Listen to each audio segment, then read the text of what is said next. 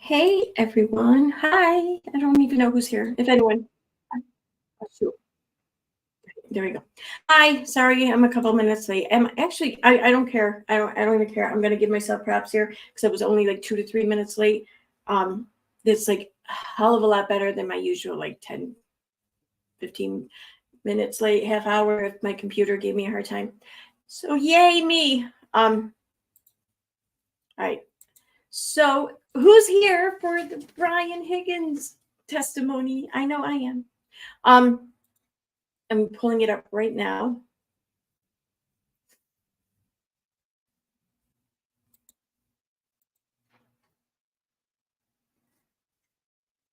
Oh, Core TV's not live yet. Oh, well, it will be. I think they said 9 o'clock, so.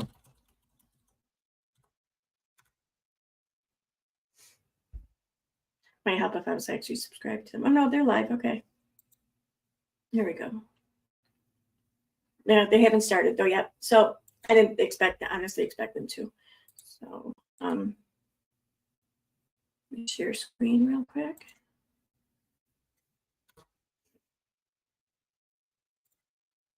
All right, so we're gonna change that for a sec. There, okay, we'll do that for now.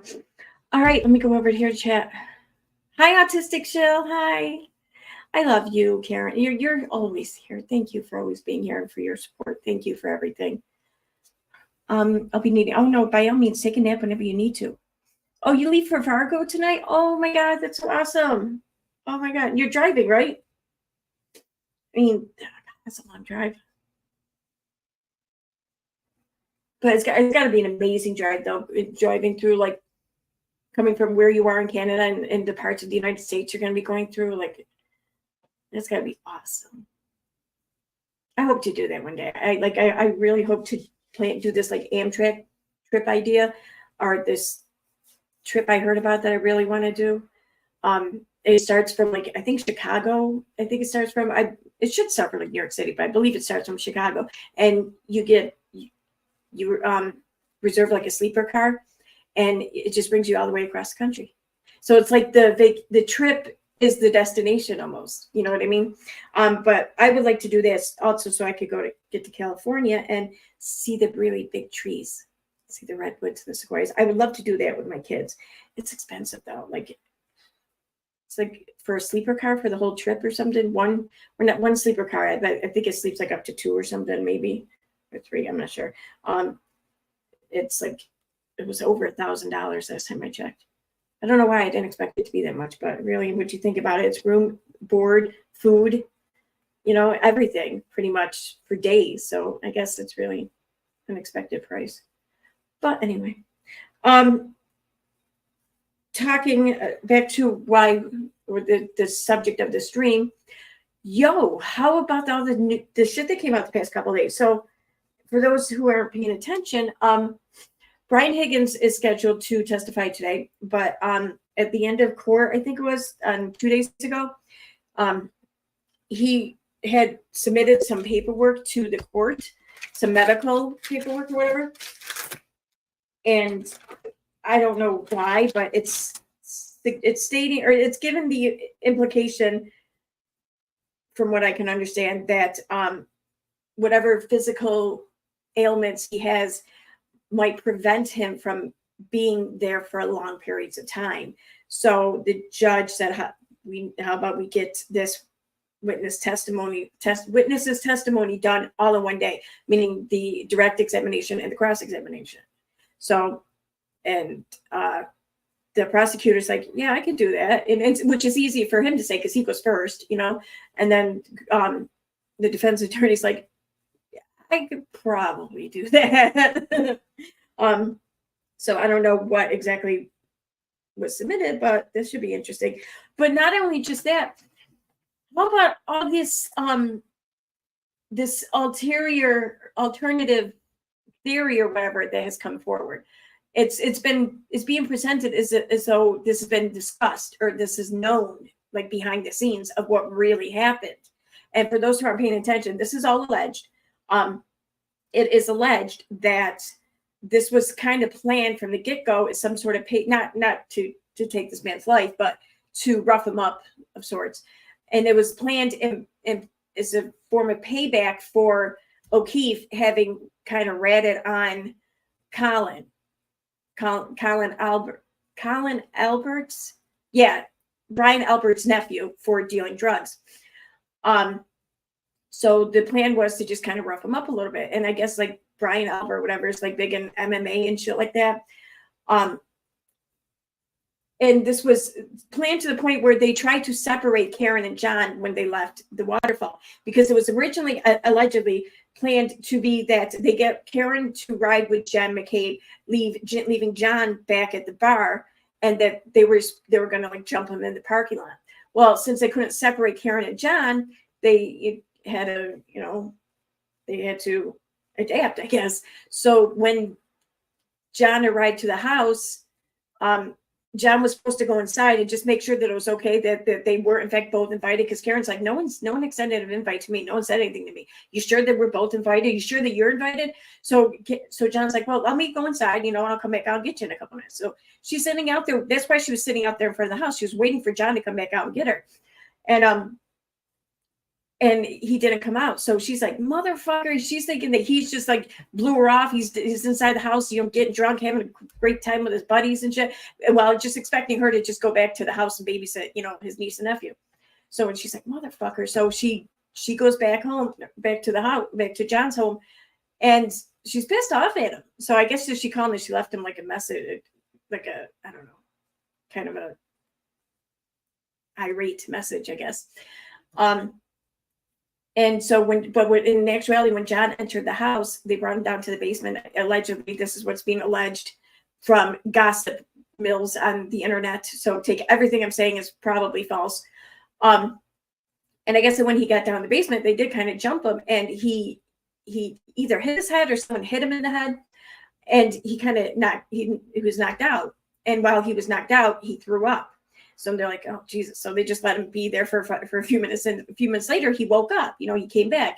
He stood up, I guess, and he threw up again. And then he just like fell backwards and hit his head again. And they're like, oh, shit, what do we do? And then everything else was just kind of thrown together haphazardly, like really quick, allegedly, from what the rumor mill is saying. So do not take my word for it, because what the fuck do I know? But I've been wondering, because I think one of the main things why I wasn't quite ready to 100% fully sign on to this not being Karen Reed's doing in any way was, if not Karen Reed, then who and for why? Like what other possibility is there? I need another plausible possibility before I can abandon the only plausible possibility that I know. And I think that this presents as one. So I think, yeah, I'm satisfied with it. I forgot I had the virtual background on.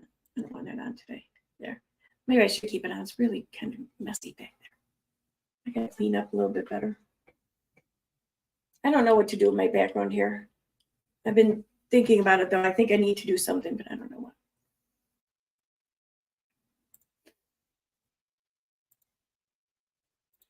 Yeah, no, we're still not started yet.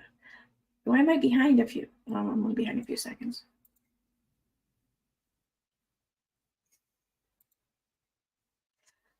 Hi, Ishmael.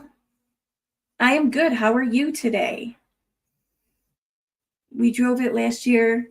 This year, we're just going through the Kansas tolls as we got lost when driving small towns to avoid the tolls. Yeah, Kansas, they're real big on their fucking tolls, I noticed. Yeah. June is the start of our tornado season.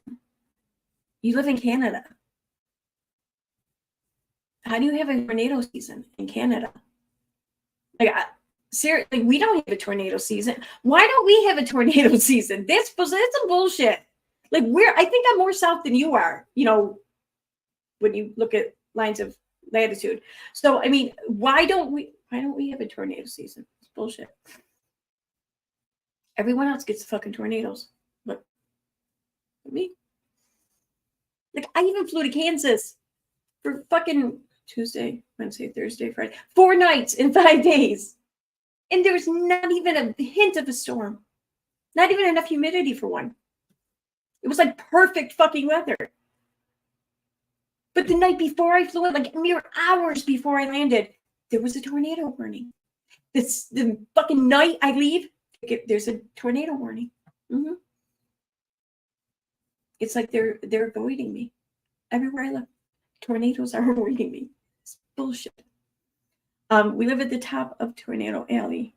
We have the only F5 tornado in Canada. Holy shit.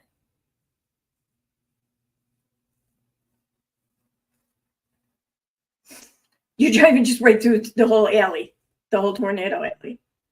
Well, that's some balls. Although you probably don't have a whole lot of options with the Rockies right there, huh? At least not options that won't add a good half day or full day onto your trip, right?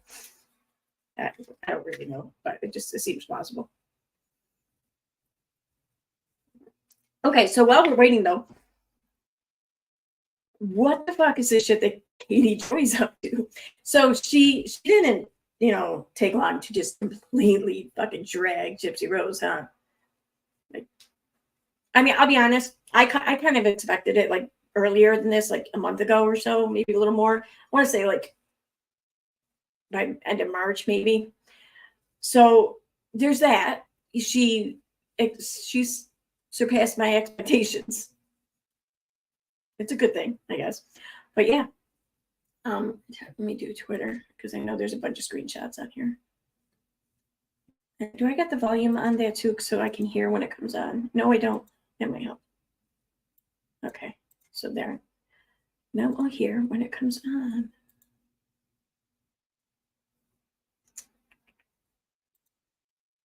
So.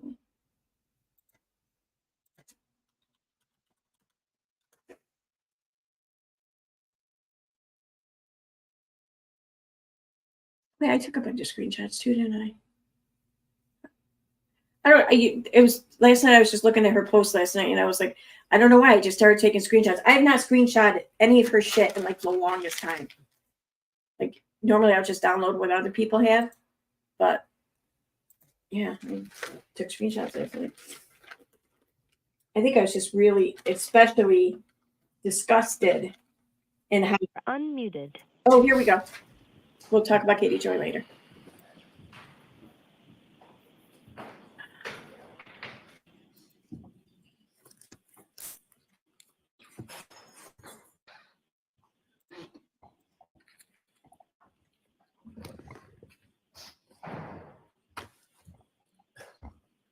Hey. All persons have any business before the You guys can hear it and everything, okay, right? Justice of the Norfolk Superior Court in the Florida County of Norfolk. If you are near, give your attendance and shall be heard. God save the Commonwealth of Massachusetts. This court is now open. You may be seated.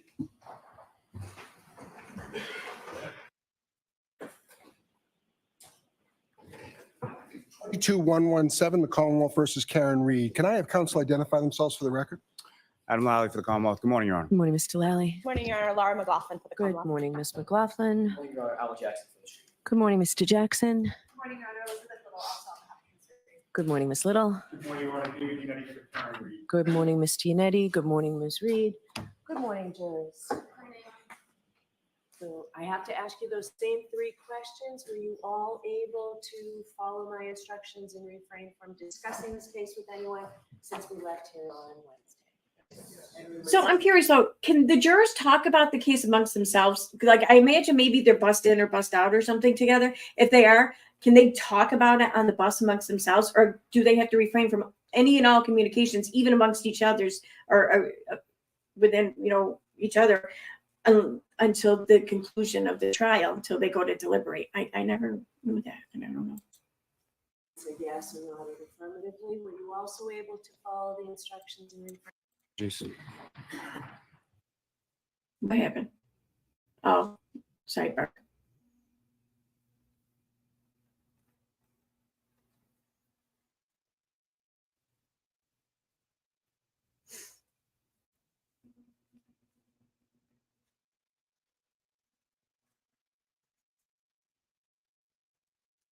I didn't realize that Karen Reed was a professor. I just read that last night. I was like, holy shit, really? I don't know what, but impressive nonetheless. I'm hoping that Skylar is okay at her kennel. Say, "Aw, it's a beautiful place." I can share you a link to one of the videos for you to watch later. I still worry because, well, yeah, you're always going to worry. No, they cannot talk until the trial's over. Okay, thank you, Sally. Hi, Sally, by the way. I wonder why that is, though. Like, I mean, okay, so, well, I guess because they don't really have a place to talk, maybe. Because, like, when they deliberate, they do it inside the courthouse in a secure room, location, or whatever.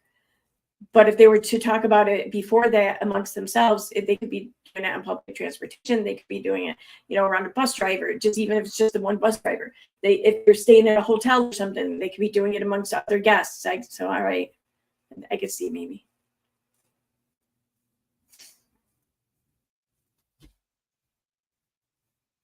Good morning. Good morning. Yeah, I figured I'm here for this trial, especially today. I'm gonna why not live stream? People want to stop by, great. If not, I get it. There's definitely better people on to watch with this live stream. But as noticed, MD Bakers isn't streaming until later, so others, I don't know, maybe I wouldn't have done the stream. I would be over there watching her. Well, no napping for me. Steph keeps hitting doctor and trip. I need my new doctor. I meet my new doctor today. As my old one retired 2 weeks ago. Yeah, makes me happy because my cousin, he never sent you for oh, your old doctor never sent you for tests or whatever. It only took my blood pressure twice in the years I've known him. Well, that doesn't sound like a very effective doctor. Why, is it still? Please, Mr. There we Larry. go. Yes, Your Honor, call Mr. Brian Higgins to the stand. But yeah, you get a new doctor though. I hate seeing a new doctor anytime that's happened. I hate it.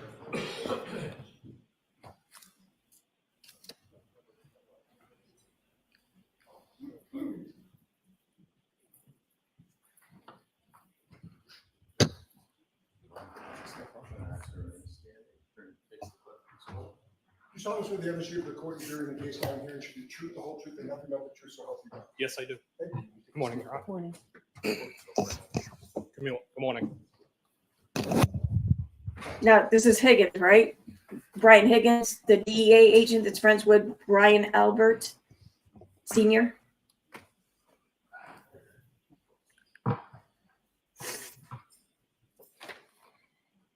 Anytime you're ready, Mr. Lally. The one who's playing slap ass with him on the video. Good morning, sir. Good morning. Could you please state your name and spell your last name for the jury? My name is Brian Higgins, Higgins. And where do you live, sir? Barnstable County, Massachusetts. And how long have you lived there? I've owned that property since approximately 2018. And do you work, sir? I do. What do you do for work? I'm a special agent with the United States Department of Justice, Bureau of Alcohol, Tobacco, Firearms, and Explosives. And how long have you been doing that? Just over 15 years. Now, Oh shit! Sorry, I hit the pause button. prior to that, prior to your employment with the ATF, what, if any, other positions, what did you do for work before that? I was a lieutenant with Cambridge Fire Department.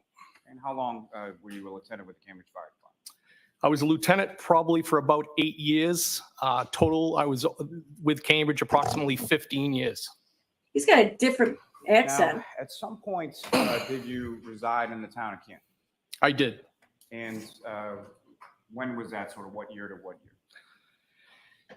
I think that it was shortly after my sister passed away.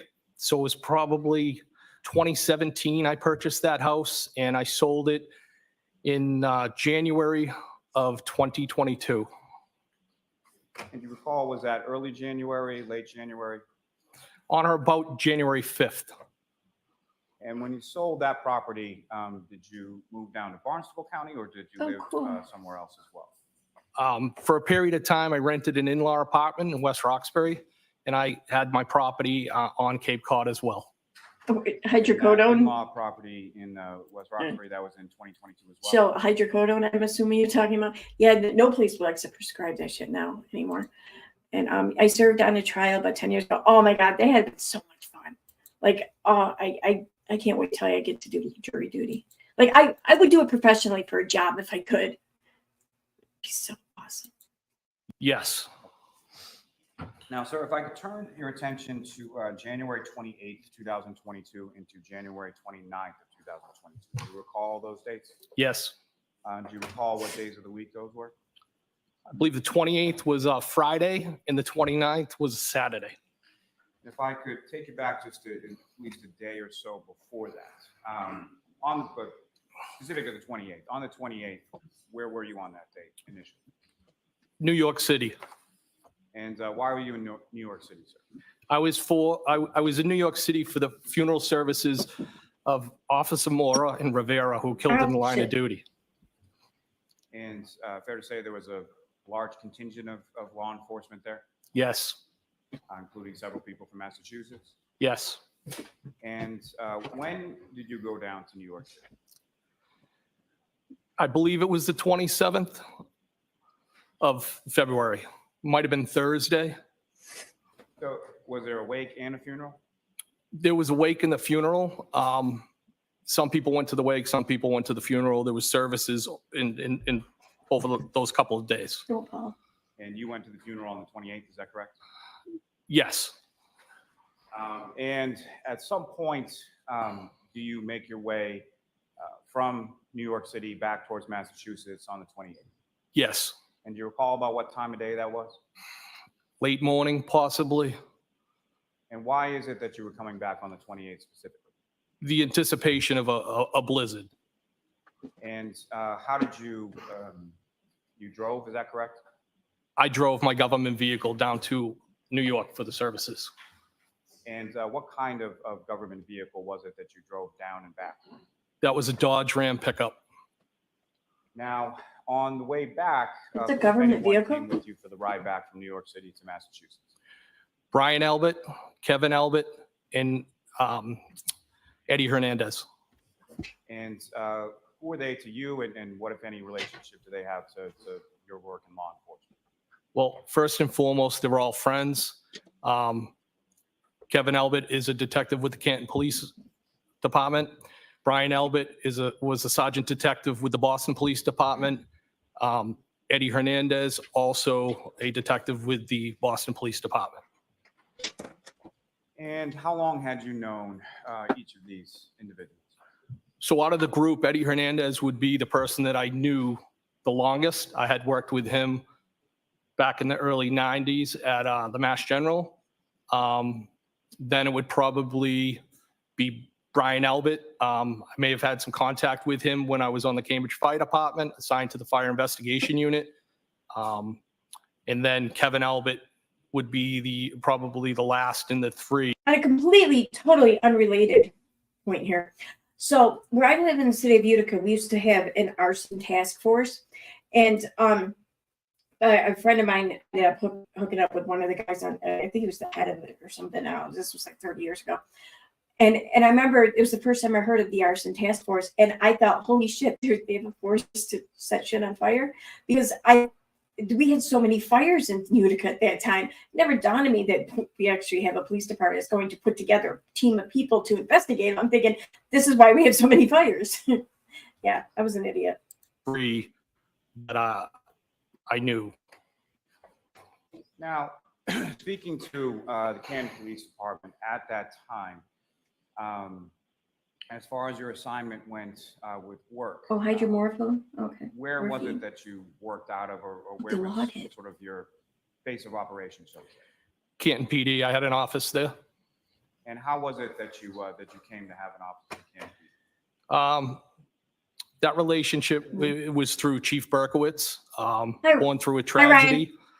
When my sister passed away, we became friends, and he offered up the space because I had also moved there, so it was close. It was a jumping off point. And were you the only federal agent that had space within the Canton Police Department? I was the only one that had an office. I believe there was an HSI agent that might have had some access there to come in, hook up his computer and stuff. And there was also an MBTA police. Is there like a lot of like DEA kind of activity in Canton? I mean, it's like a small little suburb. like 10, 15 miles outside of Boston, isn't it? I mean, I don't know. It's just, I think of like a suburb around here and DEA coming in. Well, yeah, maybe for meth labs or something. No, wait, they wouldn't be it. I don't know. What do you want? Police detective, transit police detective, who also had access there, but I was really the only one that maintained the desk, so to speak. And as far as your work or familiarity with work, as far as federal law enforcement officers, is that abnormal to What do you have want? access What? to a local PD or have an officer desk there? Objection. I'll allow it. No, it's not abnormal to have space within a department that you work She wants closely me on my with. shoulders all the time. Now, Are you an as far as owl? the ride back You is an owl? concerned, You're when an you owl. Aren't you? drive from New York City back to Massachusetts, about how long a drive was that? So typically it'd be I'd say like a 4-hour ride, depending on traffic. This was longer, and I would also factor in the fact that we stopped and ate on the way back. And when you arrive back to Massachusetts, where specifically in Massachusetts is it that you first go? So the first place that we went was a Boston Police Department district in Charlestown, where Brian Albert and Eddie Hernandez had parked their vehicles. Now, Why didn't as you? far as you know, had they Bullshit. driven down to New York City, or how would they? Why didn't you say he parked their cars? Why did he say vehicles? Like, come on, you did that shit on purpose. Fuck. In New York City, if you know. I believe that Brian Albert, Eddie Hernandez, and Kevin Albert all flew down to New York. And they drove back with you because of the storm. Is that fair to say? Yes. Now, after dropping them off there, where did you go from there? I went back to the Canton Police Department where I dropped off Kevin Albert, and then switched vehicles, got into my Jeep Wrangler, and I traveled up to the hillside in Canton. Now, as far as traveling up to the hillside in Canton, who, if anyone, did you have plans with, or who, if anyone, did you coordinate with as far as going to the hillside? Brian Albert agreed to meet me there. And as far as switching from your government vehicle to a personal vehicle, is that correct? Yes, And why did you do that before going to the hillside? because I was technically no longer on duty, so to speak, even though I had been at a funeral. But, I knew I would be consuming alcohol, and we have a policy against that. What? Now, as far as Or vehicles what? related to you, Maybe a whether it's law? personal or work and the Canton PD, how many vehicles did you have at that location? Okay, you gotta get down there. Come on. So You can I back would up have a had little my bit. government truck that I parked there. I would have had a surveillance vehicle that I parked there. And at times, it would sometimes flip in and out between a pickup truck that I had and the Jeep itself. And the Jeep that you were driving that night, can you describe the Jeep, or what did it look like, what kind of Jeep it was? So it's a 2011 Jeep Wrangler, gray in color. And at the time that I was driving it on the 28th and the 29th, the next day, it had a plow on it. And the plow that you had affixed to the Jeep Wrangler, is that? You can text me. How big I a plow? get charged. You're fine. If I was to guess, it was probably Or messenger, 6 whatever feet, you want. 8 inches. I believe they make them in two. Whatever you prefer, Shell. Either one's fine with me, though. I don't get charged anything. And hi, Marcy with an IE, not a Y. How are you this morning? I hope good. I hope well. And I hope you're well too, Ryan. Formats, 6'8", and I think 7'2", but I believe I have the smaller blade on that Jeep. Get here everywhere now. And how often would you have, was that like a year-round thing, or how often? No. When about would you have that plow affixed? Don't make me pull out the water bottle. Inclement weather. No. Or impending into inclement weather. And is that something that you used, as far as what if any use did you put the plow on the front of the Jeep to? To help family and friends clear the property at the Cape. I had used it when I had the house in Canton. And so you go to the hillside, and do you know about what time it was that you got there? No, again, it would have been after I dropped off Kevin Albert. Definitely would have been Doc at that time. Doc. When Doc And at that time. the Love the Hillside, is that accent. an establishment that you're familiar with? You had been there before? Yes. The little Band-Aids. And about how long was it after you arrived that Brian Albert arrived? Shortly thereafter, probably, because I had traveled back, dropped the vehicle off. He may have even beat me there because I went to the station and dropped Kevin off, but I don't think it was contemporaneous, but it was in close does that mean? proximity. Contemporaneous. And once you I wanna know got what to that the means. Hillside, how long were you there and how long was Mr. Albert there? So I had something to eat. I had something to drink. The approximate time, maybe an hour or so, and then Brian had left before me. I remained, he left. And if you know, about how long before you left was it that Brian Albert left? Can you repeat that again?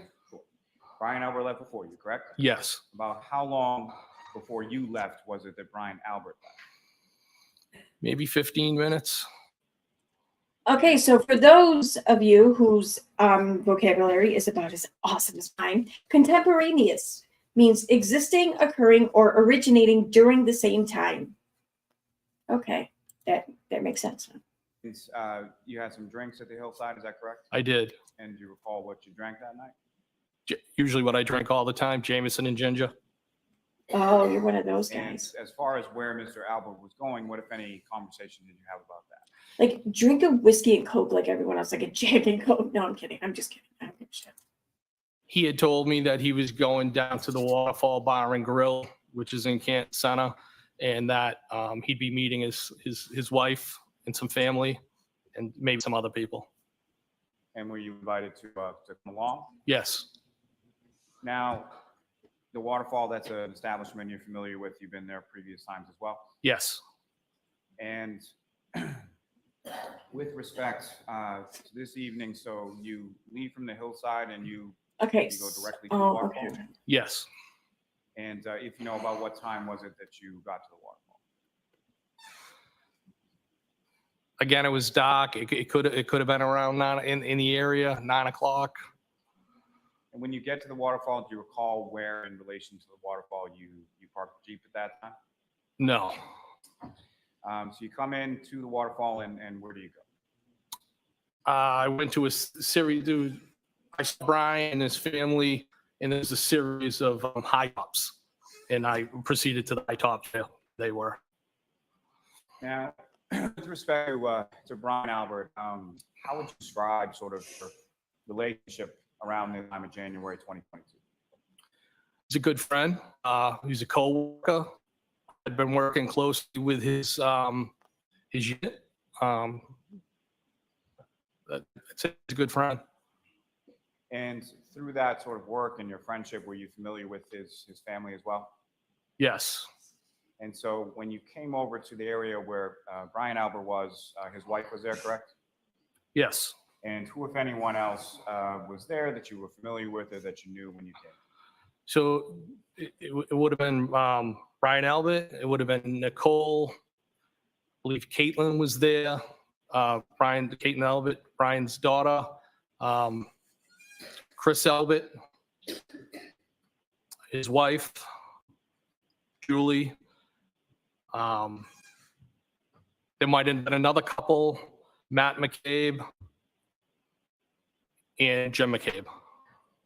And as far as the McCabe's were concerned, how familiar were you with that? Casually. Now, at some point you come in, you join the group, is that correct? Yes. And how would you describe sort of throughout the entirety of the evening or your time at the Waterfall, how would you describe sort of the mood or the demeanor of the group within the bar? It was a good time. No arguments or anything like that that you observed from anybody that was present over the No. course of? No, it was a good time, and there was a band. And if you recall, about what time was it that you left? I would say right around when the band was wrapping up. So it was probably closer to midnight. Now, prior to that, at some point between the time that you arrived and the time that the band's wrapping up and you're preparing to leave, who, if anyone else that you were familiar with, came into the Waterfall? John O'Keefe and the defendant. And just to be clear, when you're referencing the defendant, what is her name? Karen Reed? And just to be clear, for Sorry, the record, I had a do you see Ms. text. Reed in the courtroom today? I do. Could you identify just as where she's seated or an article of clothing that she's wearing? She's seated between attorneys Jackson and Yannetti. Just ask the record to reflect the identification and identify the witness. Yes. It's okay, go off. With regard to Mr. O'Keefe, starting there, as far as how long had you known Mr. O'Keefe? Maybe a year, a little over a year. And do you recall how it was or where it was that you first met Mr. O'Keefe? I believe it was actually the hillside. And how often would it be that you saw Mr. O'Keefe or socialized with Mr. O'Keefe? I would see him at the hillside. And as far as, were you familiar with what Mr. O'Keefe did for work? Yes. And what were you familiar with him doing for work? He was a Boston police officer. And with reference to Ms. Reed, how long had you known the defendant? It would be about the same time Okay. And, or as long as.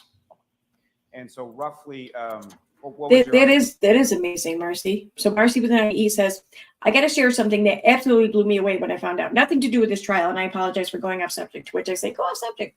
Between 2006 to 2014, 81 million pills were distributed to a small town in West Virginia, where I think she's referring to opioid medications, because we were just talking about that a few minutes ago. But yeah, that's fucking crazy. 81 million. Like, I can't, like, is there really a city that fucking needs 81 million? You know, let alone a small rural town in West Virginia? Like, it's fucking insane. your understanding as far as the relationship between Mr. O'Keefe and Ms. Reed? They were dating. Now, with reference to, No, I gotta call this something out here. So it's been alleged that there was some flirtation going back and forth between Higgins and Karen Reed, to which I have to say, look at Mr. Higgins and then picture John O'Keefe in your mind and picture a beautiful woman like Karen Reed. Do you think that's going to happen? I mean, I get it. Not everything is about looks. Sure. I get that. But I don't see anything to elevate his chances there either. So. But I mean, come on, John O'Keefe for him. Come on. as far as would there be occasions typically where you would see Mr. O'Keefe without Ms. Reed, or you would see Ms. Reed without Mr. O'Keefe? Hey, Lisa, or just they Lisa. together when you saw them? I would say more often than not, they'd be together. And did you have occasion to see them in other sort of social settings outside of the Hills? So Lisa says, it bothers me when they call Karen the defendant. It feels so cold. I know what you mean. When Jen McCabe was up on the stand and she would refer to Karen as your client, I mean, when she was talking to Karen's lawyer, saying your client, like that was just like so distant and so like I don't know, impersonal. So I know what you mean. Hillside? I went over the house one time for the end of Patriots game. Mm-hmm. So if I could Dehumanizing. Yep. back, let me ask you this: as far as how would you describe your relationship with John O'Keefe? I considered him a friend. Really? And how would you describe your relationship with Ms. Reed? I considered her a friend as well. Now, through the course of time that you knew them, did you have occasion to get their contact information and have communication with each of them through their phones? I had John's telephone. John and I had exchanged telephone numbers. And with reference to those communications, were they texts, were they phone calls, or varied? Oh, they would be text. And as far as the text communications that you had, you received his contact information, you texted, someone replied. How did you know that that was John O'Keefe that was replying to you? Well, I had him saved in my phone, John O'Keefe. I don't know exactly where he gave me his phone number, but I knew it was him. Now, on that evening, taking you back to the waterfall, January 28th into January 29th, do you know about what time it was that Mr. O'Keefe and the defendant came into the waterfall? It would have been, I think, between like 11 and closing. recall sort of where you were situated in reference to the table when they came in. So I think I was at a high top bar area, the high top in the bar area closest to the bar. And when Mr. O'Keefe and Ms. Reed came into the waterfall, what, if anything, did you observe? Where did they go when they first came in? So when they first came in, I believe they may have initially went in, like, veered off in different directions. I recall that she opened her coat and took a drink out of it. I should say a glass. And what, if any, observations did you make of the glass that Ms. Reed took out of her coat? It was a tall glass. It looked like a clear liquid in there. And at some point, did you come to find out where Mr. O'Keefe and Ms. Reed had been prior to coming to the waterfall? Are you familiar with another establishment in Canton called C.F. McCarthy? Yes. Is that a place that you've been to? Now, as far as the glass that you saw with reference to the waterfall and/or C.F. McCarthy's, what, if any, observations did you make of it? Well, that it wasn't from the waterfall. And what makes you say that? Well, she walked in with it and took it out of her coat, but it wasn't consistent with the type of glasses that the waterfall had. And so let me just ask one further question in regard to that. So when you say it wasn't consistent, what was it about it that made it inconsistent with glasses from the waterfall? I believe it was a tall glass and kind of like bubbles on the side of it, so to speak, like the design. Now, after you make those observations, at some point over the course of the time that you were at the waterfall and they were there as well, did you have occasion to have a conversation with Mr. O'Keefe? I did. I don't know that if it was initially when he first came in, but I did have a brief conversation with him as to the content. I don't recall what that was. Small talk, fair to say. Greetings. And with regard to Ms. Reed, during your time at the waterfall, what any conversation did you have with her? I did not have any. Now, at this point, Here's where I'm curious what he's going to say. did Okay. you have Ms. Reed's cell phone information? I did not. Let me At the do, time that you were at the change waterfall? that. No. You recall sending a text or, Oh, I'm sorry. Can you repeat that question again? at this time, I know. Okay, so here's where I'm interested in what he has to say, because there's been some rumors, I think it's all like wishful thinking, really. I don't think it's going to happen, but there's been some rumor that he might be kind of selling out some people. I don't know. Let's see. Jumped around a couple of days, but at this time that you were at the waterfall on the 28th or the 29th, did you have Ms. Reed's contact? Yes, I did. Okay. And at some point, over He's the course like of all excited about the that. evening Yes, I when you were did. At the waterfall, did you send a text to Ms. Reed? I did. And do you recall Good. what the substance of that text was? I think it was something like, well, And do you recall event as far as that text message or why you had sent that? to be honest with you, it was, I guess you could view it as a flirty text. Now, Okay. around midnight or so, when you leave the waterfall, well, I'm sorry, let me, How is that a flirty text? That's the laziest fucking flirting I've ever seen. Like, that's not even flirting. That's just like poking her and like leaving it up to her to present any flirtatious behavior. Like, what? I don't know what take it to back just say to one that. step. At some point over the course of the evening, while you're at the waterfall, what, if any, discussion is there around the table as far as next steps, where to go? Well, there was talk at the table, I think initially about going back to Chris Albert's Pizza Shop to have some food and drink.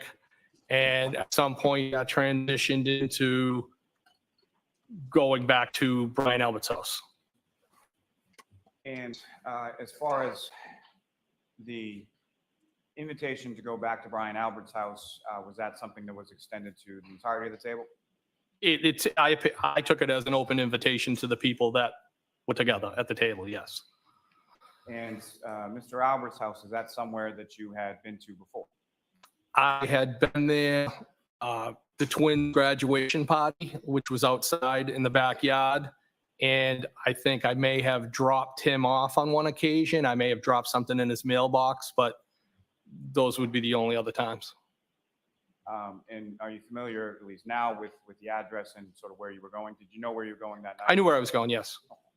And the address was 34 Fairview Road. That is correct, yes. And about what time? About midnight or so when you're leaving. Who, if anyone, was leaving the bar around the same time? I mean, I think pretty much everybody was wrapping up and leaving. I know that I beat Brian and Nicole back to the house. Now, as far as the time at the waterfall, with reference to either Mr. O'Keefe or Ms. Reed, what, if any, observations did you make in regard to what they were drinking that night? I think having beers is his typical, what I would see him with. And the defendant had, glasses. And you recall her ever, at any point that you were there, if you recall, drinking out of a glass different than the one she took out of her coat when she first arrived? I don't recall.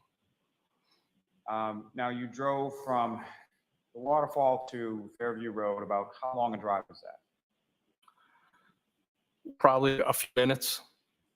But the weather was, I remember when I came out, I put the wipers on.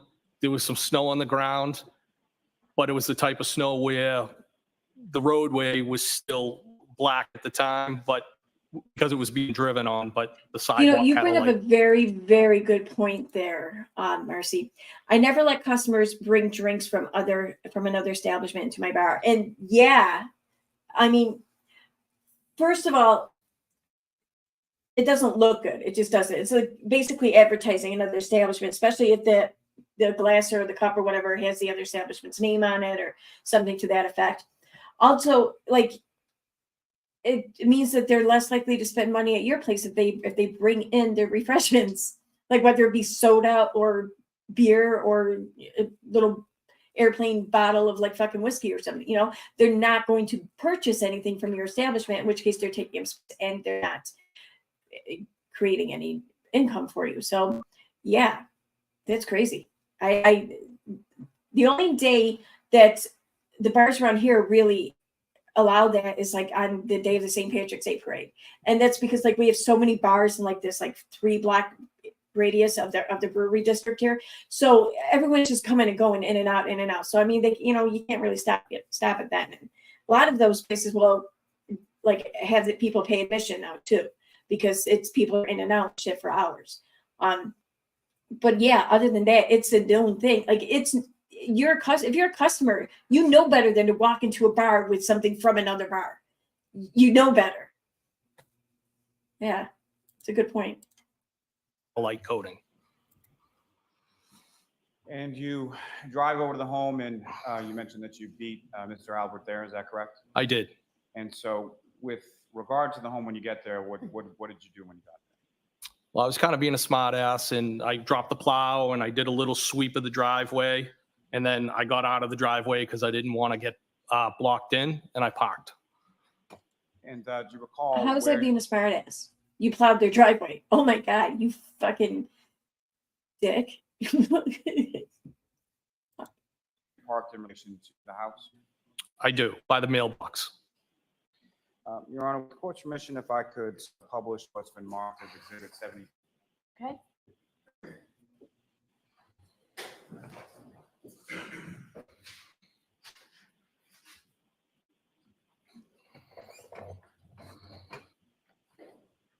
And Mr. Higgins, do you recognize what's printed up on the screen there? I do. And what do you recognize that? 34 Fairview. Get out. No. And approach on. Yes. So you can raise a corner and just press the button there. Tell you though, I like the from this direction, from this placement. I like the image of the house because you see the flagpole, you see the driveway and everything. I was watching a video, and I think they were playing a part of one of the defense's clips, And it looks like what the defense had done was had a car pull into the driveway at nighttime, back out, like pull up right next to the mailbox there, back out, and and so that the headlights went over the yard and over where the flagpole is, and then drive up the road past the flagpole and stuff. And there's no way in hell you backed out of that driveway at night with the headlights on and didn't see a 6-foot-something tall man laying next to that flagpole. There's no fucking way. There's no way you missed that. There's no way, like, so many people miss that, especially so many people who are like, I don't know, like professional investigators paid to like spot shit, right? It's crazy. So, Mr. Higgins, with that later point now, and if you could direct the jury's attention to, if you see it in this photograph, where you parked your Jeep at. So the back end of the Jeep would have been right around the mailbox itself. And the edge of the driveway is right there. I wanted to make sure that I was not blocking the driveway or blocked in. And so the front of your vehicle would have been pointed in which direction? I believe that'd be going towards Chapman Street. And so which part of your vehicle was closest to the house, the driver's side or the passenger side? So the passenger side would be closest to the house. So you parked along the front of the house sort of with traffic, correct? Yes. Okay. Oh, and you can take that down. Thank you.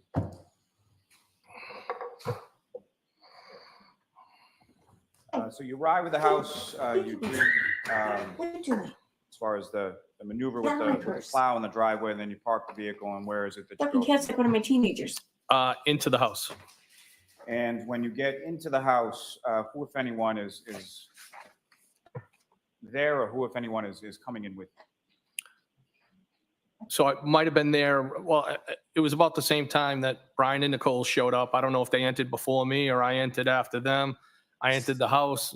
What I recollect is that Brian Albert Jr. is sitting kind of at the island or in the island area. Yeah, And I believe he was flanked by at least. I think you might be right, Marcy. Marcy says, unless he plowed to block them in, that's a smart ass move. Why did he add that word smart ass? It's an odd word to add about. Yeah, I think you might be right. Maybe he did like push the snow up behind like the two vehicles in front of where he was in the driveway. That would be a dick smart ass thing to do. Yeah. It's really a dick thing to do though. It's like snow is your superpower and you're gonna just fucking be a thorn in everyone's side with it because you can. Like, thank God he didn't get like a massive superpower or something, Holy shit. At least one female, possibly two, one on each side. And either of those Yeah. females, did you know them? Did you recognize them? Did you know who they were? I may have recognized one I've seen before, but I didn't know them. And just lastly, before we go back into the house, when you park, when you do the sort of plowing a driveway and then parking, did you see Mr. Albert arrive at the house around that time? When I parked the Jeep? Yes. Well, yes, so I made the sweep, and as I could see the vehicle coming up, I made the sweep, got out of the way so he could park. So he had parked in the driveway around the time that you're parking on the street. Yes. So And so when you come to the I'm house, thinking that the prosecutor isn't really from Boston because he's saying park, more like park, and less like park. Wonder where he's from. you see the people that you've described, where were they situated within the house? So I came through what I would call like a breezeway door. So there's a front door to the residence, there's the garages, and in between there is a like a breezeway door. I came in through there, and it's kind of like you're in the kitchen. And I think there's like an island, so to speak. You may be able to sit at it, and Brian Albert Jr. was right there, and again flanked by one, if not two females. Now, at some point Flanked? after your arrival, who, if anyone else that you were familiar with, came by the house? I believe it was Jen and Matt McCabe. Do you know about how long it was after you arrived that they arrived? No, I don't know. I mean, I don't think it was much longer. People started, flowed in at that point. And beyond sort of the kitchen area that you were describing before, where else did you go within the house that night? At one point, briefly, Brian Albert showed me some photographs, family. I believe primarily it might have been of his son who had recently been in the Marine Corps. Gone into, I should say. And What do you son? recall, or why was he showing you specifically like those photographs? I don't know whose birthday was it? Son of the It Marine? was it? Because he's proud. Now, as far as, let me ask you this. As far as yourself and or Mr. Albert, what if any familiarity? I'm guessing or Brian has more than background? one son because the one whose birthday it was, who was having friends over and shit, I'm having a hard time picturing him in the Marines.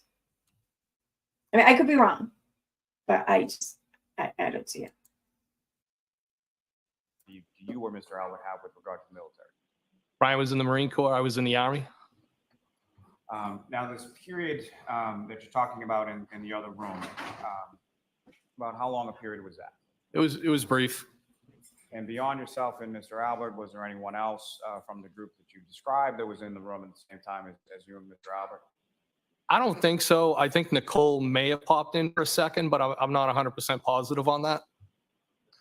Just And skipping. as far as, do you know approximately what freezing. time you left the house on Fairview that evening?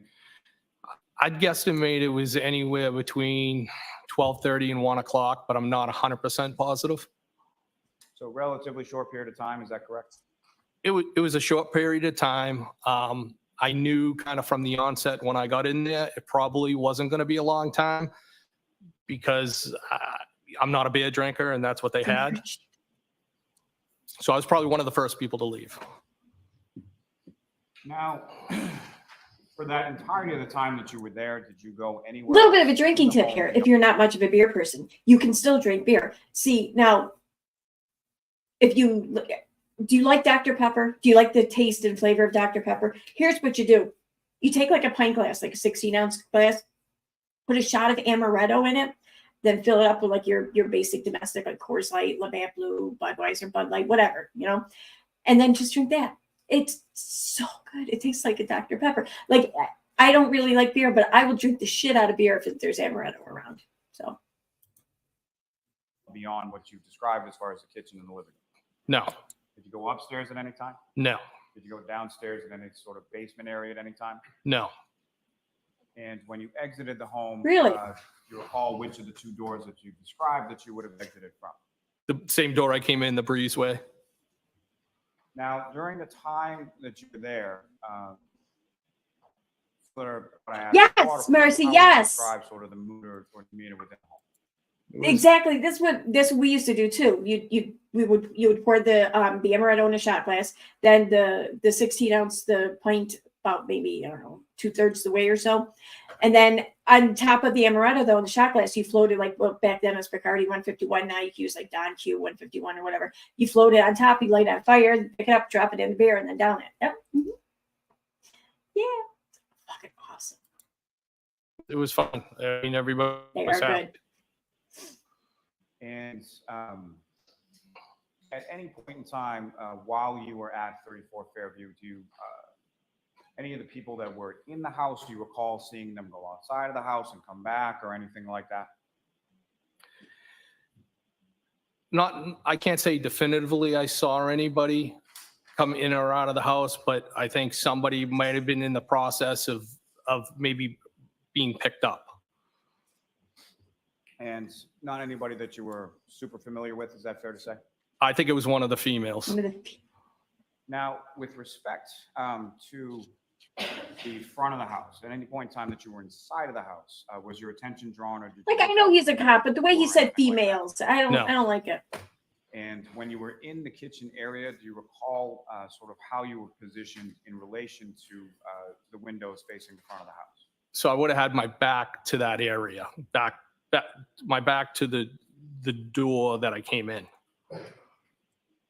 And specifically with reference to Mr. O'Keefe and Ms. Reed, at any point in time, did you see either of them inside the house or outside of the house or around the house or anywhere around 34 Fairview Road? Absolutely not. No. And at any point in time over the course of the evening, what, if any, communication or text or anything did you send to either of those two people while you were at the house on Fairview? While I was at the house, I think I shot a text just to John. Where are you? I think that's what it was. And if you recall, did you ever get a response to that text? No, there was no response. So after you left the waterfall, when you left the waterfall, was Mr. O'Keefe and Ms. Reed, the defendant, still there? I can't I'm say curious what 100% time that no. text was. But after you left the waterfall, at any point in time, did you speak to, text with, or communicate in any way, shape, or form, or see in any way, shape, or form either Mr. O'Keefe or Ms. Reed? Well, again, the only person I shot the text to while I was at the house was John, but after I left the waterfall, I never saw John O'Keefe or the defendant again. Now, when you left from the residence, and again, you're not sure what time that was, Between 12:30 and 1 Well, o'clock. so much for the rumor. and do you recall who amongst the group was still at the house at the time you left? I think I was probably the first person to leave. So all of the other people that you've described would have still been in the house when you exited from the house. Yes. Now, you indicated earlier that you're familiar with Mr. Albert and his family to some extent, correct? Yes. You've been to his house for a graduation party for his twins, correct? Yes. Through that, at any point in time prior to this date, did you become aware or familiar with Brian Albert's nephew, Colin Albert? I know the name and I know that he is one of the sons of Chris Albert. You familiar with what he looks like? If he walked in here right now, I wouldn't know. You would not know. No. And beyond the people that you've described as far as seeing at 34 Fairview Road, fair to say you don't recall anybody being introduced or identified as Colin Albert? No. Now, you exit from the home through the breezeway door and go over to your vehicle, is that right? Yes. And from the time that you would enter the home to the time now that you're exiting from the home, what, if any, change did you note as far as the weather intermittently? Just that the weather was getting worse. The snow was picking up.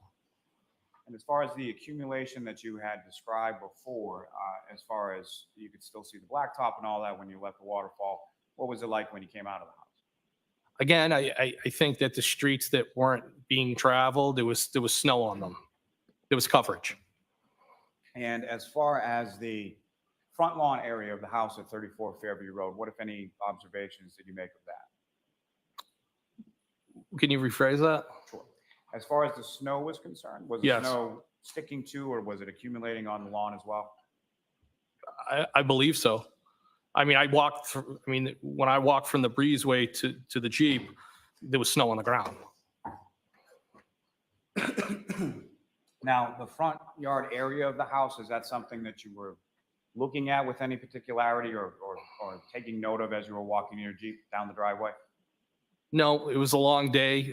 We had been on the road. I just was looking to get home. Oh, he's from Mass? And, Okay. so when Thanks, you get, Marcy. To your Jeep, can you describe to the jury sort of how it was that you pulled away, or what, if anything, you recall about that process? So I got in the Jeep, started it up, may have looked at my phone, put it in drive and started to pull away. And then I'm like, put the plow up. So I reached, I moved a couple of feet. I heard it grinding on the ground, reached for the device called a fish stick, picked it up, lifted the plow, and then drove away.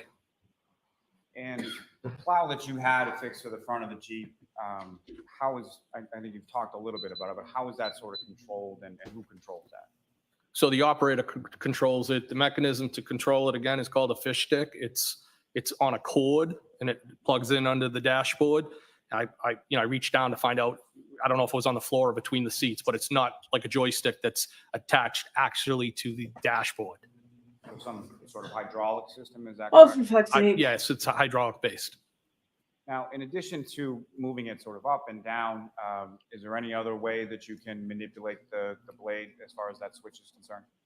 Yeah, so if I would generally, if I'm driving around town and I'm not worried about the vehicle heating up, I just lift the plow off a couple feet off the ground. If I was on the highway, I would tilt it to get airflow. And as far as height is concerned for that plow, if you were to lift it all the way to the top, what, if any, impact would that have with reference to your line of sight or visibility through the windshield? 0. So even if it's raised all the way as far as it can go, you can still see over the top of the blade? Yeah, Yeah, it's- if it comes even with It's not a the hood backhoe. of the Jeep, I'd be surprised. So you pull forward a couple of feet and then you lift it. About how high did you lift it when you're pulling, when you stop and then lift up? Probably like a foot or two. And as far as following that, you pull away from the house, is that right? Correct. And as you're pulling away from the house, where's your attention drawn, or what, if anything, did you see as far as when you're pulling away from the house? Wasn't drawn to anything. I just drove away. And when you drove away, again, during that process, did you see anything outside of the house that drew concern or your attention or anything like that? No. Now, as far as when you get out to your vehicle and you're driving away, were there any other vehicles on the street that you saw in the area of the residence at 34 Fairview? I didn't see any. And do you recall whether or not there were any tire tracks in the snow or anything that you saw when you came out to the vehicle, if you recall? I do not recall. Now, you leave the residence at 34 Fairview, and where did you go from there? I went back to the Canton Police. And why was it that you went back to the Canton Police Station? Well, we had traveled down for the services for those police officers, and we anticipated staying the following day. I think I had said that we left a day earlier. So I had left a key to the surveillance vehicle on top of my desk so that somebody could move the vehicle, because a lot of times Chief Berkowitz would get after me. As a courtesy, I was parking vehicles there, sometimes my personal, but primarily all right. my work vehicles. And I'm seriously getting angry. Every time he has a chance to say it, he says vehicles instead of parked cars or park the car. It's parked vehicles. No. They're doing this to us on purpose. Because they know we want to hear it. And they're like, fuck you. You're not going to hear it. one thing he asked me to leave the vehicles in the middle of the parking lot so that snow could be cleared. So the reason for heading back there was to move those vehicles, because if I didn't do it then, I would have had to get up early and do it. And I also know they plow through the night. So that would be the reason for heading back. Before we get a little more into that, as far as the funeral that you went to, were these people that you knew or had met or were familiar with? Oh shit. No. Damn it, my earbuds are gonna So die. you get back to the police station, and with regards to the Canton Police Station, what, if any, access did you have to the Canton PD, and sort of how did you facilitate that? So I would describe it as a proxy card. Maybe I pause for a second because I'm sound source because my things are gonna die. The doors have card readers. Generally in the parking lot, when you come into the police station, you drive in, Sally ports are off to your right hand side. There's two bay doors there. There's a pass-through door. And then over in the corner would typically where I would bury both vehicles. So if I was, typically it would be my take-home pickup truck that I described earlier, and it would be the surveillance vehicle. But if I had, that could be swapped out with one of my personal vehicles. I would leave a personal vehicle there if I took one of those two vehicles. And I wanna then be a cop for just me so I to can access drive all into those the cars. building, the most direct door would be that Right? I mean, how cool is that? Like, you get to drag what? Any of the cars there and shit? I mean, that's gonna be cool. It's gonna be really cool. pass-through door by the Sally port. And sort of that back area, is that typically where you would park? Yes, And just in reference to you talk about a surveillance vehicle, that's something that you use as far as conducting surveillance and performance of your duties as a law enforcement officer? yes. And so fair to say that would not be something you would want to park, like, say, in front of the police station? No. Now, that path that you took, is that the typical path that you would take, sort of park to the back and then cut through the Sally Port into the station? Yes, that would be the route that I would go. And if you recall, is that the route that you went on that particular early morning when you came back to the station?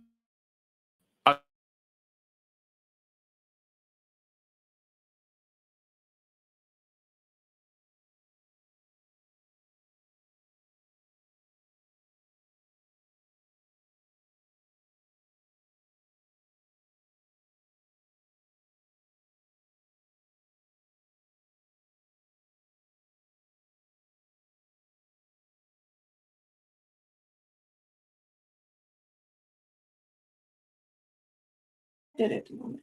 There we go. Okay, now I'm back. All right. You walk to the extreme other end. There's another Right. door on the other end, common Let's speed up hallway. here a little bit and catch up. I'd walk down that hallway, hit a set of stairs, and I would go up that way. Now, if I could take you back just for a second, as far as when you initially walk into the Sallyport area, that's a garage, basically, correct? Yes. And when you come into the garage, the door that you would then enter to come into the station, where is that in relation to the door that you come from the exterior? How far away are the two? So if you come into, I guess what you're asking, so if I come into the Sallyport, immediately to the right, there's the door that goes into the holding area, booking area, and then probably it's probably 12 feet long to get to the other door. So from where you're parking and where you come into the Sallyport, it's not like you then have to walk across the garage or anything like that to get to the door into the station. Is that correct? Well, you do walk across the garage, but it's small, And when you say small, about how far? about 12 feet maybe. And so you come into the station, you go by the dispatch. Is that correct? So as I'm walking down the hallway, dispatch would be off to the right. It's a wooden door with 2 glass panes. And as far as the Canton Police Station is concerned, are you familiar where you were at the time? There's sort of security and cameras and such around the station? Yes. You're aware that those cameras record, is that correct? Yes. And are you aware of any records that are generated as far as your key card access when you go through a certain door at a certain time? Well, I've never seen those records, but it's my understanding it tracks access control. And did you happen to go by the dispatch area specifically? And if so, do you know who was working there that night? Newly promoted Sergeant Good, I believe. Probably he was on midnights. Do you have any specific recollection of seeing him there that evening or that early morning when you came by? I believe I waved to him. And as far as when you get to the station, do you have how far drive is it from Fairview to the police station, if you know? Well, I mean, the weather was picking up, so it probably took me a little bit longer to get back, but it's probably 5-10 minutes maybe. Now, the key that you went to your office to get a key, correct? Yes. And why had you left the key to one of the vehicles in the office? So as I stated earlier, I anticipated not even being back in Massachusetts, knew the storm was coming, didn't know how bad it was, but I left the key on the desk to facilitate somebody being able to move that. And so you go to your office, you get the key, and then where did you go from there? I go back downstairs and I move the vehicles to the center of the parking lot. And then at some point you leave, is that correct? Yes. Do you know about how long it was after you moved the vehicles around that you left Canton PD? Not long, but I'd be guessing if I gave you a time. And so where did you go from there? I went back to West Roxbury. And which vehicle that you described, which of those vehicles did you use to get from Canton PD to West Roxbury? The Jeep Cherokee, Jeep Wrangler, sorry. And if you know about what time was it that you got home to West Roxbury? Could have been somewhere around Oh, 20 or 2. I'm not 100% positive. So sometime between 1:30 and 2 a.m., is that roughly around? Yes. And when you get home, do you recall like what it was that you did when you got home? Well, it was a long day. We had traveled, the traffic, it just seemed like it dragged on forever. But I think I did what I typically do after being out, having a couple of drinks. I had something else to eat, and I believe I might have had another couple of drinks and either laid on the couch or laid on my bed. And typically I would fall asleep if I was on the couch and wake up and go into the bedroom. I don't know what location I was in at that point. Now, after you fall asleep at some point later on that morning or something, you wake up obviously at some period, correct? Yes. And do you recall what it was that awoke you on that morning? I mean, for lack of better words, my phone, both my work and my personal phones were blowing up. They were going off. And if you know about what time in the morning was that? Probably around 6:30-ish. And who, if anyone, as far as you looked at your phones, and who, if anyone, was blowing up your phone, who was calling you with that? Well, I think first it was Chief Berkowitz, and then Brian Albert. And you mentioned first it was Chief Berkowitz. Did you answer the chief's call at that time? No. And was that abnormal for the chief to be calling you at that time of day? No, he's an early riser, and typically when he was working, again, we also had a friendship. He would call in the morning, kind of like checking in with each other. So I just kind of blew, like, why are you calling me this early? Kind of just blew it off. But then when I saw Brian Albert calling me, like, that kind of caused me some concern because I'm like, why is he calling me? He was out with me all day yesterday. We both had the same long day, and I was concerned at that point. And so you answer the phone from Mr. Albert, is that correct? Yes. And what, if anything, did you learn from him, or what, if anything, did he tell you? Objection. I'm going to sustain the objection at this point. So you receive a call from him and you have some sort of conversation, correct? Yes.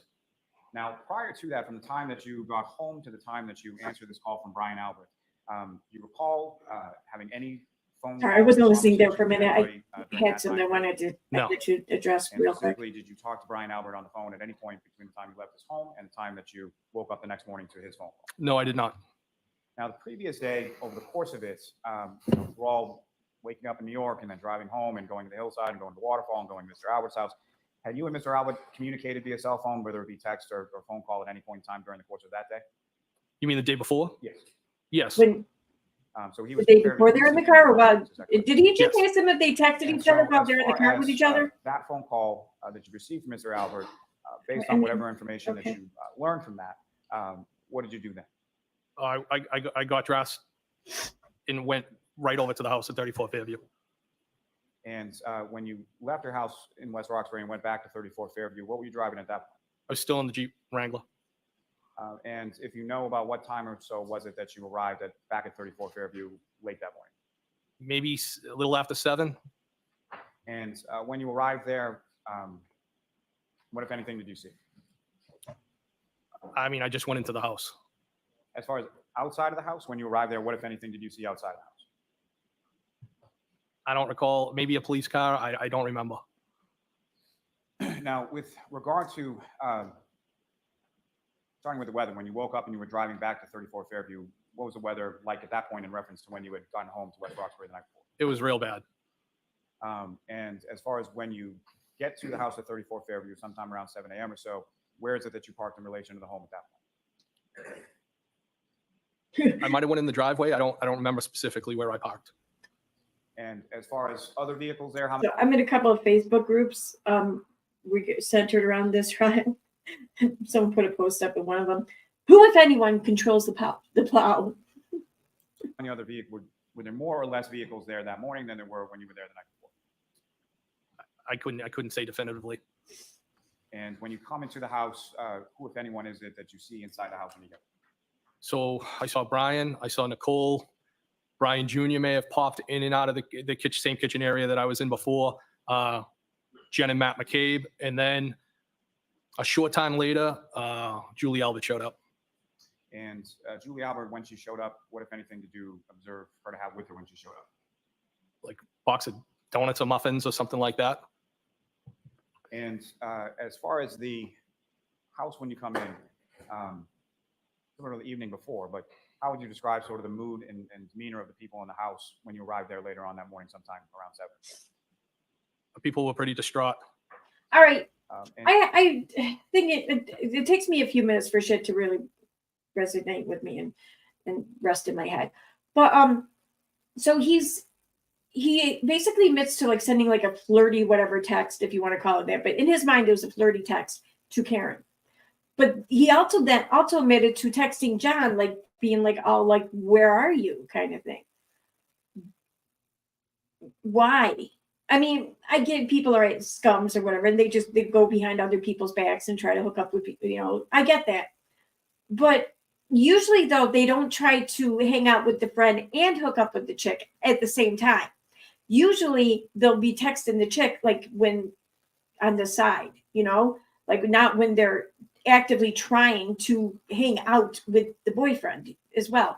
So I find that hard to believe that he was texting John being all like, "Oh, hey, where are you?" and sending flirty, in his mind, flirty shit to Karen. It just seems weird. and did you know why they were distraught? Because John had been found on the lawn. And is that why you had gone to the house? Yes. And when you received that information or were informed of that,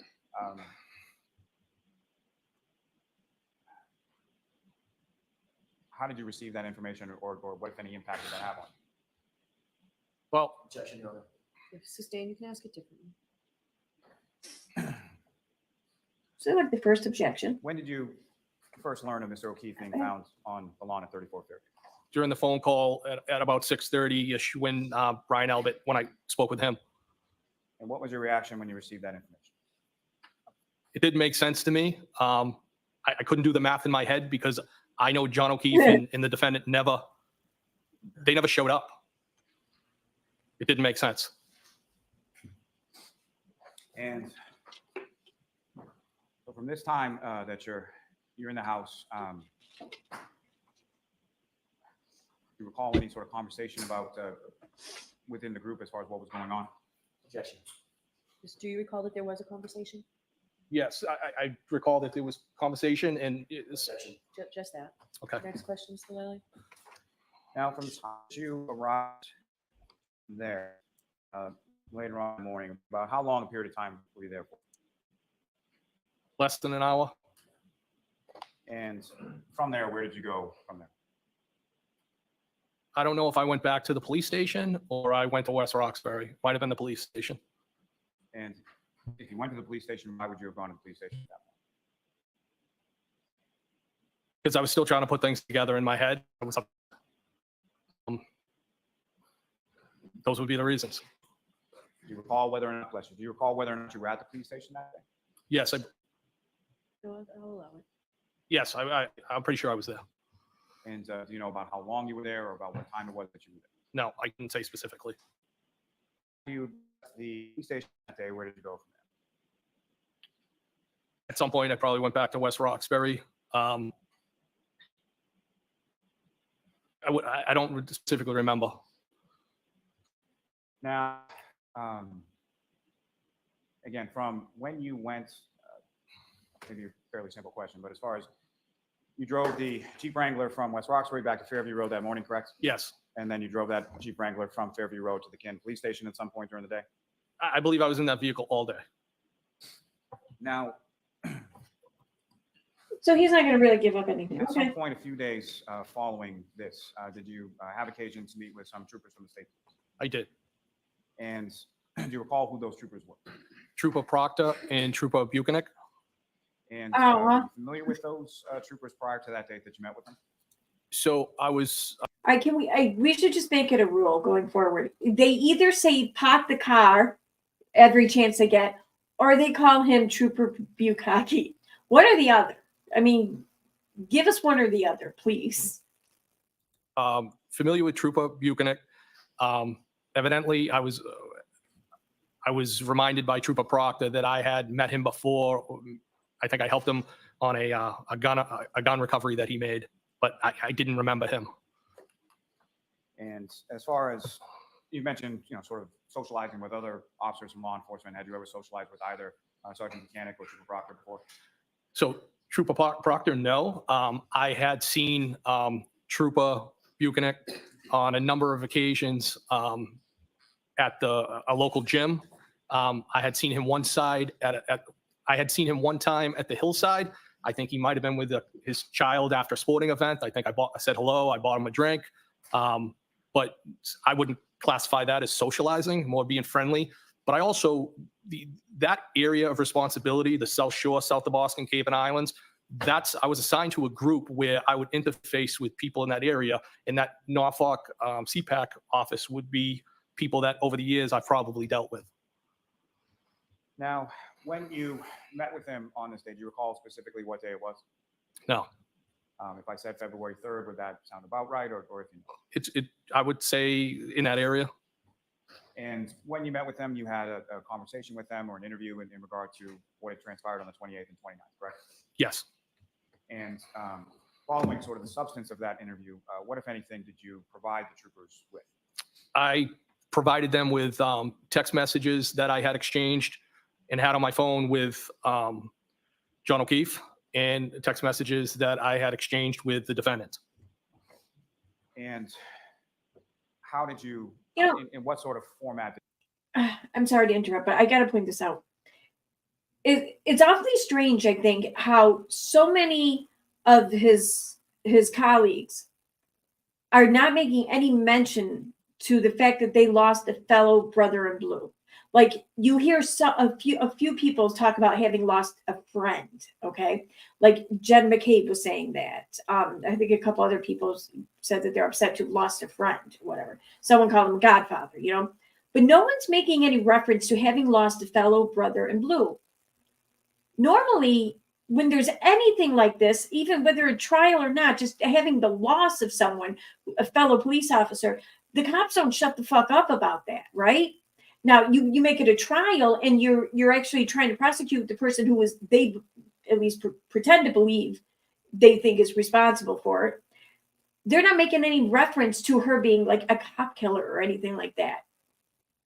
That's strange to me. That's very strange. Like, it's like they're trying to erase any connection to John O'Keefe for them in that regard. Like, they don't mind that they know him or that they've known him for years, or a couple of people don't mind calling him a friend, but it's like they're adamant to avoid calling him a fellow police officer. Like, why is that? It just struck me now as strange that they're not doing that. Did you provide those text messages to the troopers? Well, they were copies. And I believe that the format would be, the way to categorize it, screenshots. And how is it that you sort of generated these from your phone? I consulted a coworker, who's also a friend, and he has the training with the cell phones. I told him I wanted to provide these to the state police. You know, what is the best way that I can get them off my phone and provide them to law enforcement? You do it through the state police. Why was it that you felt it was important, or why is it that you wanted to share those with the troopers? Well, I thought it was important because I've had communication with both of them, and I wanted to be fully transparent. Now, with reference It's to not either or both fully of those transparent. communications with Mr. O'Keefe and Ms. Freed, the material that you provided to the troopers, what if anything, did you do to that material before giving it to them? Nothing. So as far as the Okay, Cheryl, material, the get text, some sleep. that you provided to the troopers, I'll talk to you was on later. the phone? Okay? Yes. If not tonight, then tomorrow. Permissions, no excising any material, nothing like that before you gave it to the troopers. Exactly what was on my phone, I provided to them. And specifically, as you were providing it to them or shortly thereafter, did you have a conversation with Sergeant Buchanan in reference to that very topic? If you recall. No, I don't recall. Do you recall him asking you? Did the DA almost call him Bukaki? Please tell me. Please. I need something we Anything can. about as far as if this was the entirety of what you had provided? Oh, so I think during the actual interview, he specifically asked me, are these, I would say in some substance, he said, you know, is this an accurate representation? Has anything been deleted? And I said, no. I mean, as with respects to the text with the defendant, from the first time that she reached out to me and texted me, nothing had been deleted. As far as John's text string, we might have had older text strings that were deleted, but that was what I gave him. What I gave the troopers was exactly when I captured everything is exactly, it is what it is. Everything that was on those phones was provided. Nothing was deleted. But And as far okay. as when you provided these text communications to the troopers, Now, for granted, I don't know if he has an iPhone or an Android, and I can't speak on Android because I don't really care for Android. But I know on an iPhone, you can delete a text thread off your phone, but it's not deleted. If you text that person again, then the old thread pops up. If you just type in their name to start a new text or whatever, the old thread pops up. But you can actually delete the actual thread, any memory of it or whatever. But it's like a couple step process. It's not something that's going to be done accidentally or whatever. And it's not even something you really think you need to do or anything unless you got a shitload of text in there, like a ton of memory and space that it's taking up. And you really need that space, and you don't really need this whole fucking memory of text, you know? But you got to have a lot for that to really make a difference. So unless he was texting John like a ton, I don't even think he would really bother to actually delete the thread. You know, he would just delete it off the device, but it would still be saved in the cloud or whatever. Of course, he could have an Android, and I'm just wasting everyone's time talking about this right now. I don't know. was that something that they had asked for, or was that something that you volunteered? I volunteered that to them. Hi, Rhonda. And upon them sort of receiving them from you, did they have further questions beyond what they had already asked you based on what you provided? I believe they got into other specific questions, specifically in relation to John O'Keefe and the defendant, as far as intimacy and things like that. There was more detailed questions that followed. Your Honor, may I approach the witness? Yes. It's okay, Brenda. It's all right.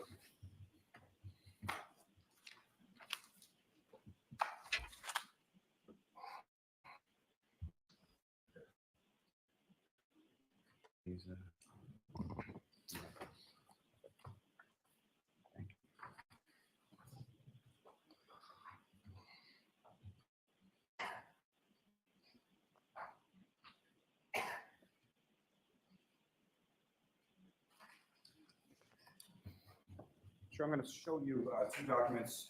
One. One's 12 pages long, one's 6 pages long. You can just look at them. Please. Put your eyes. Oh, it does the same thing on Android? Okay. Cool. Do you recognize what those are, sir? Why is this in? No, my apologies. Do you recognize what those are, sir? Yes. What do you recognize those? So those are the two documents that I provided to the troopers during the interview. And the short one, who, if any, one is those communications with? O'Keefe, And the longer one, about 56 pages long or so, who, if any, were those communications? the defendant. Can I approach them? Yes. Almost introduce them as. Okay. So we'll do them separately, please. So the first 12-page one.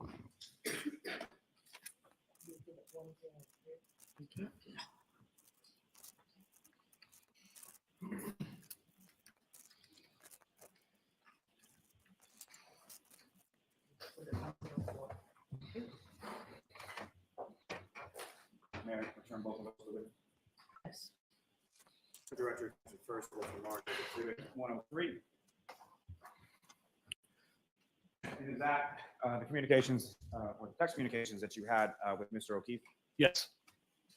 And sir, if I could turn your attention to the first sort of content within this in reference to what is the date of the first sort of exchange in these text communications between yourself and Mr. O'Keefe?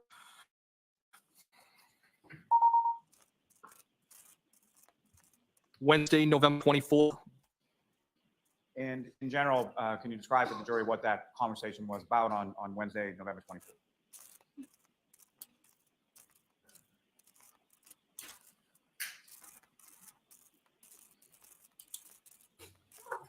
Okay, not to interrupt or anything, but it took me a minute for me to get it on my computer from my tablet. But so Rhonda, this misspelling of my name reminded me of one of my favorite memes I made. I'm gonna share it real quick. Damn it, yeah. So that's one. I saw it on TV. I took a picture of it, and I'm like, they spelled my name wrong. I love it. I don't care. It's funny.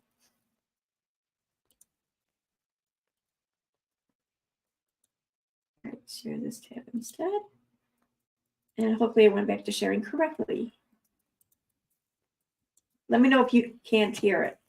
He basically, it's kind of hard to read. I apologize, but it looks like he just reached out to me. He said, "What's up, pal? Where are we going to hang local? We are going to hang local. Are you drinking?" So he's out, he's trying to see where you are and if you want to meet up. Yes. Now, sir, if I could direct your attention to the last page within those documents you have before you. So with reference to, there's some conversation on the bottom of that last page from Sunday, January 16th. Is that correct? Yes. Now, you had mentioned that with respect to Mr. O'Keefe, you had been over to his house on a prior occasion to watch Patriots game, correct? Yes. When was that in relation to this date we've been talking about as far as the 28th and the 20th? How long ago? So this is the 16th. Might have been the 15th into the 16th, I believe.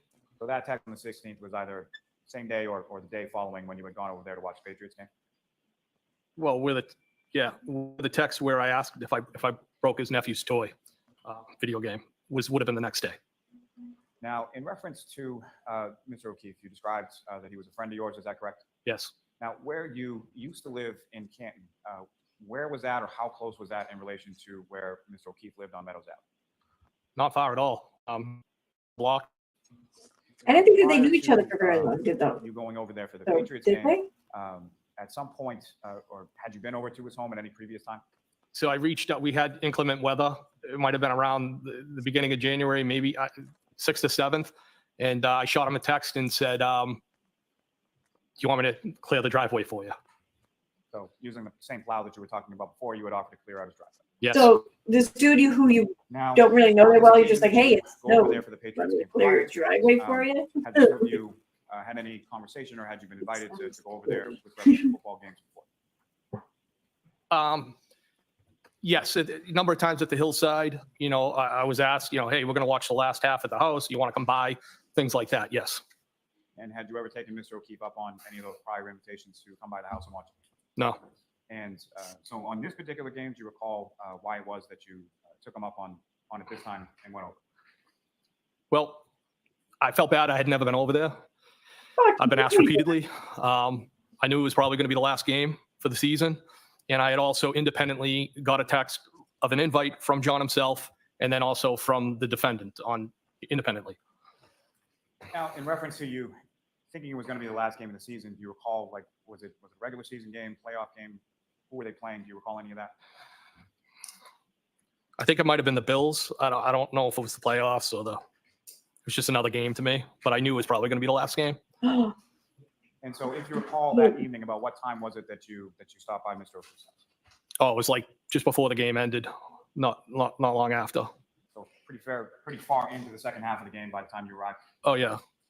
And in addition to Mr. O'Keefe, who, if anyone else, was at the house when that? I believe Chris Curran and his wife might have been there at one point. I think maybe the wife left, but he stayed. I believe maybe Mr. Curran, I never met him before. I think they introduced him as Mr. Curran's brother. And then John's nephew. And Looking at myself in the camera here, and I feel like Dr. Evil.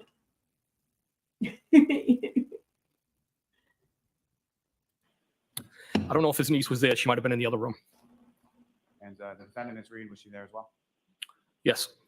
And as far as the Currans are concerned, are those people you're familiar with, and how do you know them? Again, the hillside. I met them there, and I believe through John O'Keefe. no. How well did you know them at that point? Not very well. Now you mentioned that John's nephew was there. Had you ever met him before? No. And what, if any, interaction did you have with his nephew while he was Uh, I'll know it. we were playing video games together. there? And so the text, if I could direct your attention back to the text communications. What video games? On that last page.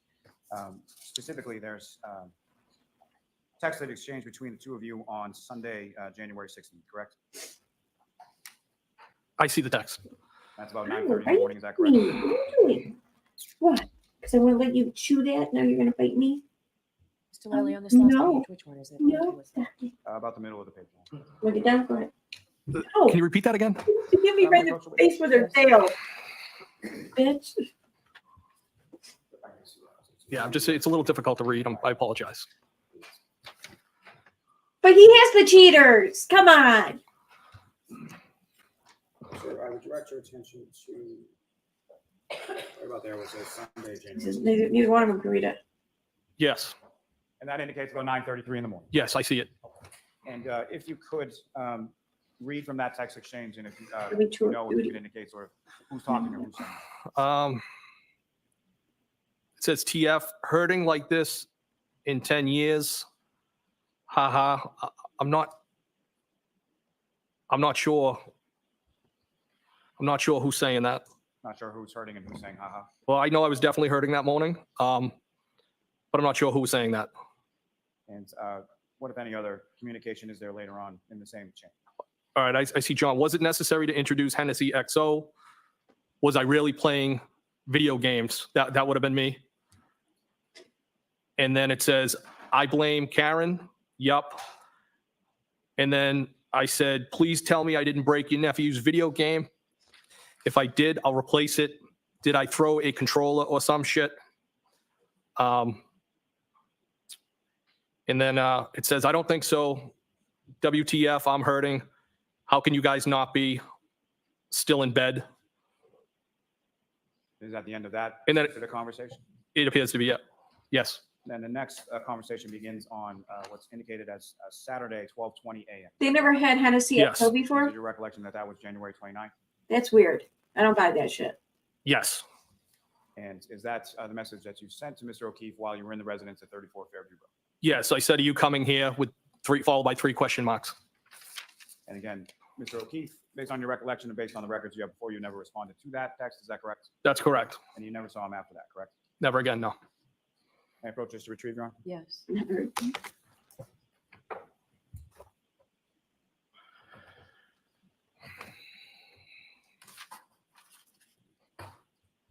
And may I record?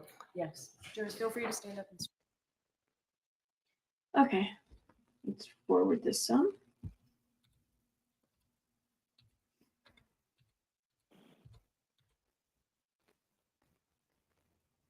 What are they doing?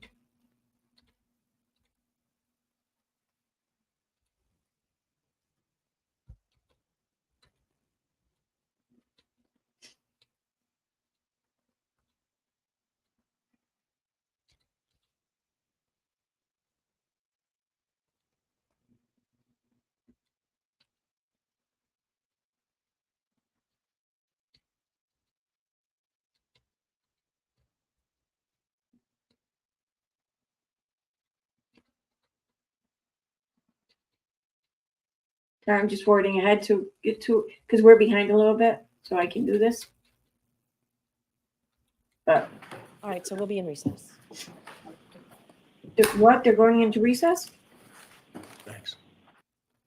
All right, where are we at then here? Still in recess. All right, now we're all caught up. So now we gotta wait. So on that note, I'm going to take advantage of this brief recess here, and I'm going to stretch my legs and I'm going to run to the bathroom. So I advise you guys all to do the same. I am going to put the intermission music up and a banner. It says bathroom break, back in a minute. And then the banner or the music. All right. So this plays for 2 minutes and 35 seconds. I will be back by the end of this. So.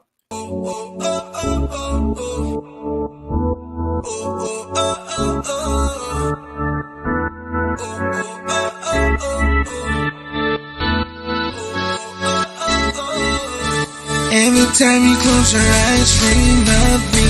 I wanna be a fantasy. Imagine the water falling all on me. I wanna be in your wet dreams, in your wet dreams.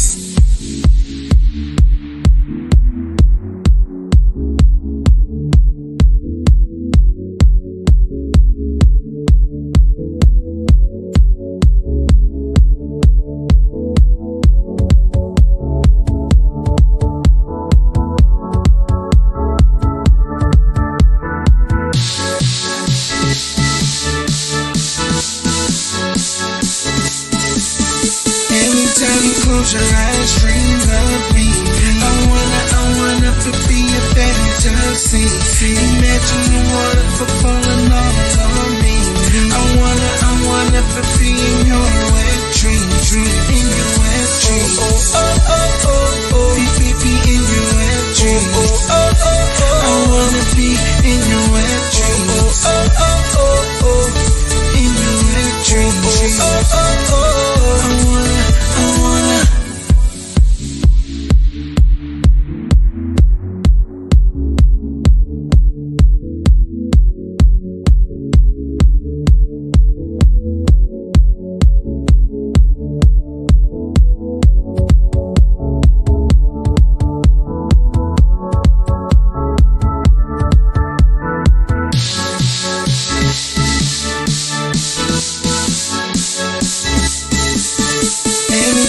Close your eyes, dream of me. I wanna be a fantasy. Imagine the water falling all on me. I wanna be in your wet dreams, in your wet dreams. Be in your wet dreams. I wanna be in your wet dreams. In your wet dreams. I wanna.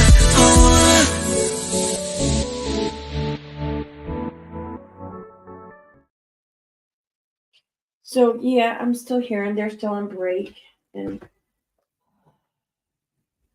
I think my computer desk just like swallows shit up because I swear I leave shit right here and it's just gone. I can't find anything anymore. Oh, there it is. All right, I found it. So this didn't get swallowed up this time. This time. But I'm still missing the top to my eyebrow thing from this morning and my stencil for my eyebrow because I put it on one eyebrow, but then I lost it. So then I had to take it off and then I had to put on a different one because I couldn't have two different stencils. Now could I? I'm telling you, my desk just swallowed it up. So let me turn that off. Okay.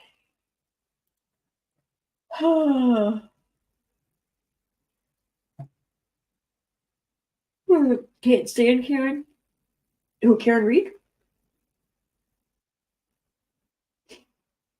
I mean, it's cool. I mean, no one has to like her. I don't give a shit. But like, and you don't even have to think she's like guilty or not guilty. That's not even what's being, in my mind, it's not even really what's being in question here. It's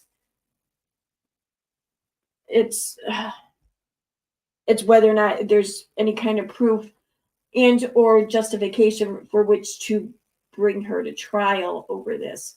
I mean, she can still be guilty, but there be no evidence or proof of it, at least at this time. Or it could appear to be, you know, there could be circumstantial evidence or whatever, making it look like it's her and shit, but she could be completely innocent, you know. That's my whole thing is, I don't think the evidence, more importantly, I think in their efforts to present evidence to support their belief that she did this, what they're actually doing is presenting evidence not to trust many of those involved and to, in fact, be a bit suspicious of them. And like the defense hasn't even had their turn yet. This is still just the prosecution side, their witnesses, their evidence, everything, you know, they're presenting their case and in my opinion, they're making the officers surrounding this involved look guilty and making her look much less guilty, in my opinion. So, yeah.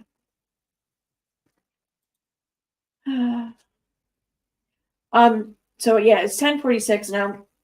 I'm going to keep streaming until they go on lunch break, but after that, I'm not going to be coming back because I have to be to work at 2. So, I will be listening though until 3 p.m. when the bar actually opens and I have to take the earbuds out of my ears. Actually, where I work is open now, but we have 2 bars in there, and I'm working the second bar, the other bar today. This one opens later. But it's nice because on a night like tonight, it's not that hot out. It's nice and cool, but warm and sunny. So the patio will be open and lots of people will be out there. And the patio is attached to the bar that I'm working. And that means lots of people there and tips. And yay, money.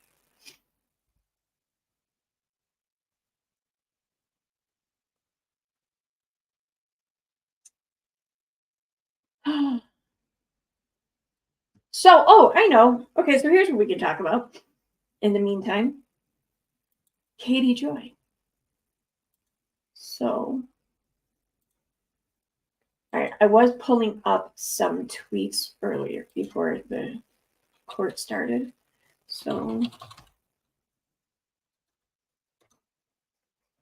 just going to head on over to Without a Crystal Balls with a Z, because they always seem to be having all the up-to-date screenshots of shit. I have some of them on my account, though. Like I said, I actually took screenshots and I made a few posts. But this is some fucked up shit, though. Her comments regarding, oh, that's what I was doing too. Okay. So, all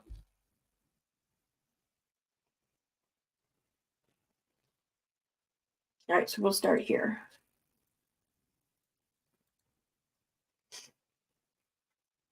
You're still on break. Okay. All right. So this is over on Twitter. This is the Balls account, and this is Katie Joy's post. I can't support this at all. This has become about fame and money. Too many people are telling Gypsy to get her bag. Money is being put in trust to avoid the appearance of profiting off crime. No one says you can't profit off crime. You can't profit off of your crime after being convicted for it. The Hollywood people around Gypsy are not helping her at all. And I want to say too, you can't profit off of the crime. Like you can't go around and do like talks, like workshops or give talks or lectures or whatever, and talk about the crime you committed or any aspect of it really. You can't write books about it. You can't write music about it and sell it. Okay. That's what it's talking about. That doesn't mean that you can't talk about your experience of being a convict, being imprisoned, of being abused by your mother and all that shit. You can absolutely talk about all of that. She just can't really go around and expect and ask for money to talk about the actual act of having her mother killed. That's it. Which I'm willing to bet that she wants to avoid talking about that more than anyone else. So yeah, you're full of, you're an idiot. But anyway, I have stood by for 5 years in support of Gypsy and her family, but I have reached the end of my journey. I have made my feelings known to the family and made them clear in January. Profiting off murder is wrong. Becoming famous for murder is wrong. Setting up trust funds to bypass laws regarding profiting off crime is wrong.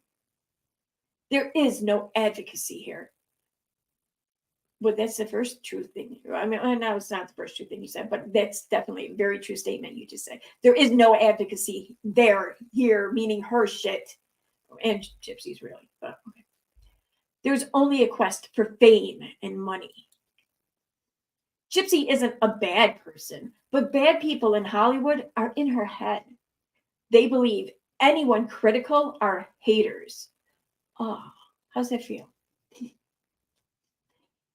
It is wrong to glorify murder.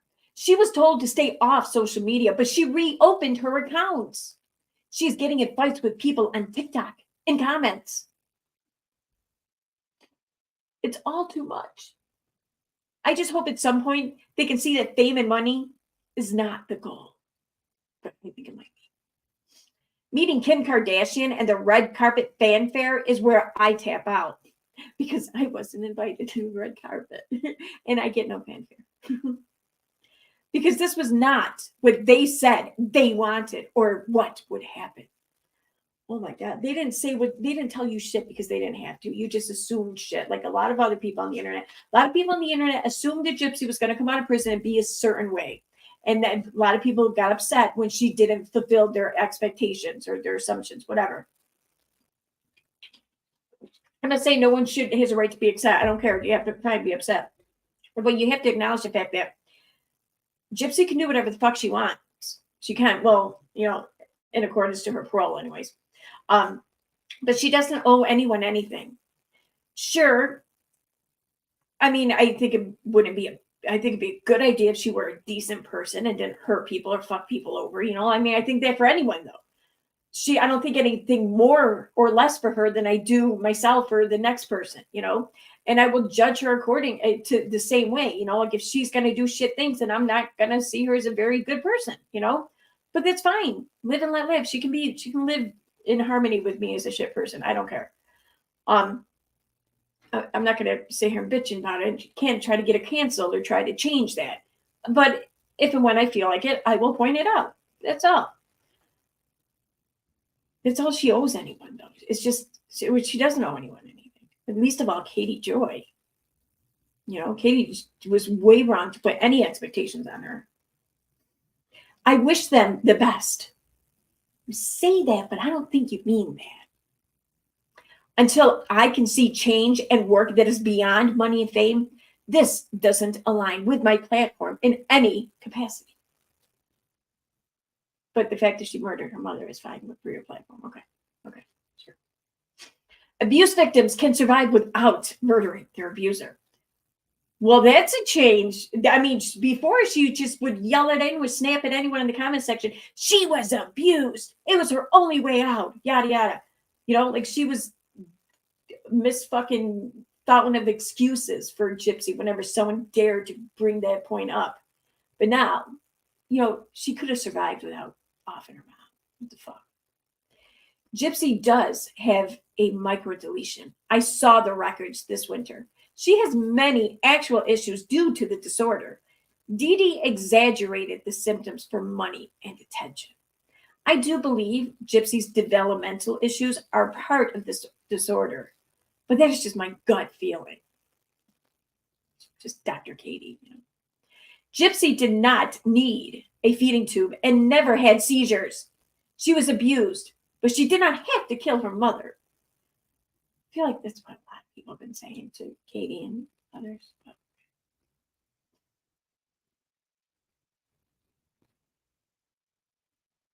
So some comments here. Katie says, she was told to not get involved with Ken during her divorce. Oh, wait, it's not playing, isn't it? No, they're still breaking. She was told to not get involved with Ken during her divorce by her lawyer. She was told not to speak to the media. I found out a few weeks ago, it is Gypsy that is leaking to the tabloids. It's just all too much. Finally, I was waiting for you to get off her bumper. I still think she's a con and continues to play dumb. She was really abused, and I can promise you that she's playing dumb. She's a fucking idiot. That's what you're saying. She's honestly so clueless. She acts like she's 14. Could that be why you liked her? No, I'm gonna shut up there. Oh,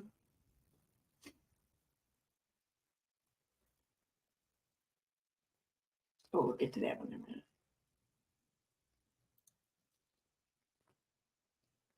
When you defended Gypsy when the news first broke of her and Ken being in public together, do you think Christy knew about it and it wasn't just platonic? Yes, I believe that they lied to me. But I also think Gypsy does what she wants, and she even frustrates her parents. Trust me, Gypsy cannot be controlled by anyone. She's impulsive and very attention-seeking, which is explained away as she learned from her mother. Yeah.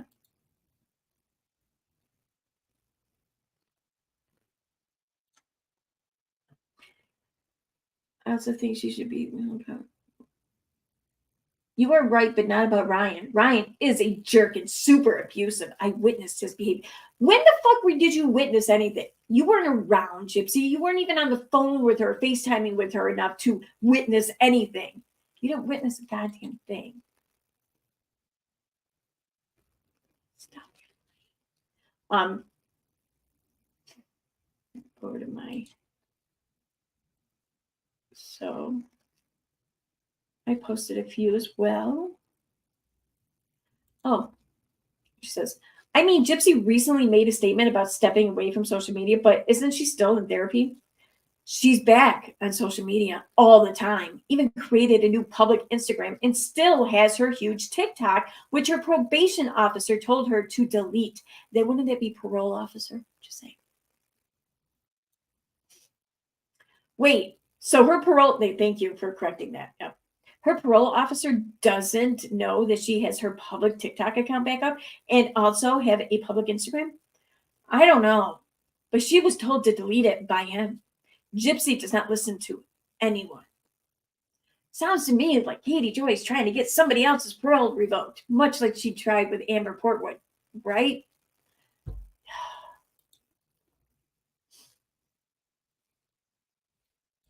Then I've seen this the whole time. I've never supported this whole thing. Still murder, yada. Katie says, I had a conversation with her and I shared that my son was medically fragile and I shared our journey. She had no response. It was really strange. She doesn't seem to have empathy for kids that are actually sick. That's very scary to me. I truly believe that she can be dangerous without the proper therapy. I was really emotional because her mom took resources from parents like me and kids like my son. They stole limited resources. She only wants to give back if it's filled. Yeah.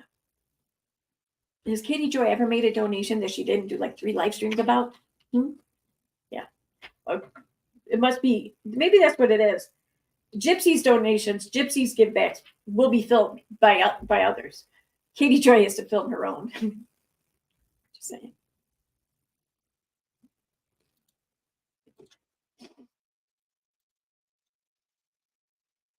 And then this one. This makes me sad because I know how much you cared for her and rooted for her. Understandably, it's just time to cut ties. I cared for Christy and wanted the best for Gypsy. Notice that? She cared for Christy, wanted the best for Gypsy.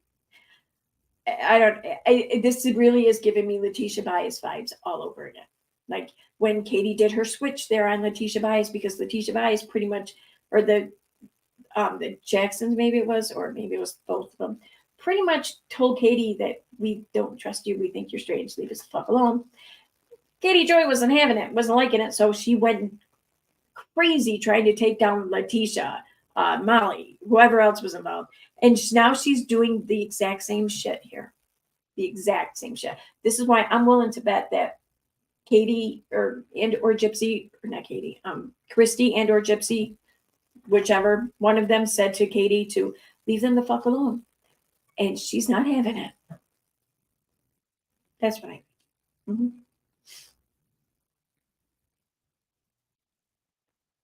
Oh, sure, I didn't post the stream before I started on Twitter, did I? No.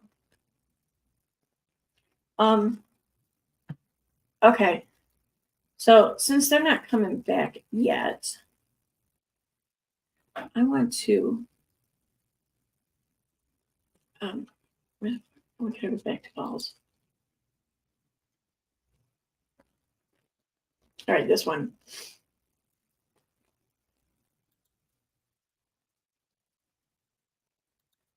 Nice story in the post. They're still not back. All right, so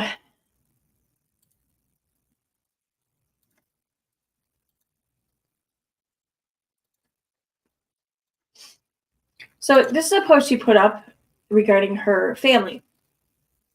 This reads as like the most entitled thing ever, but sometimes the hardest part of growing up is knowing you are being abused by your sibling, but your parents fail to protect you.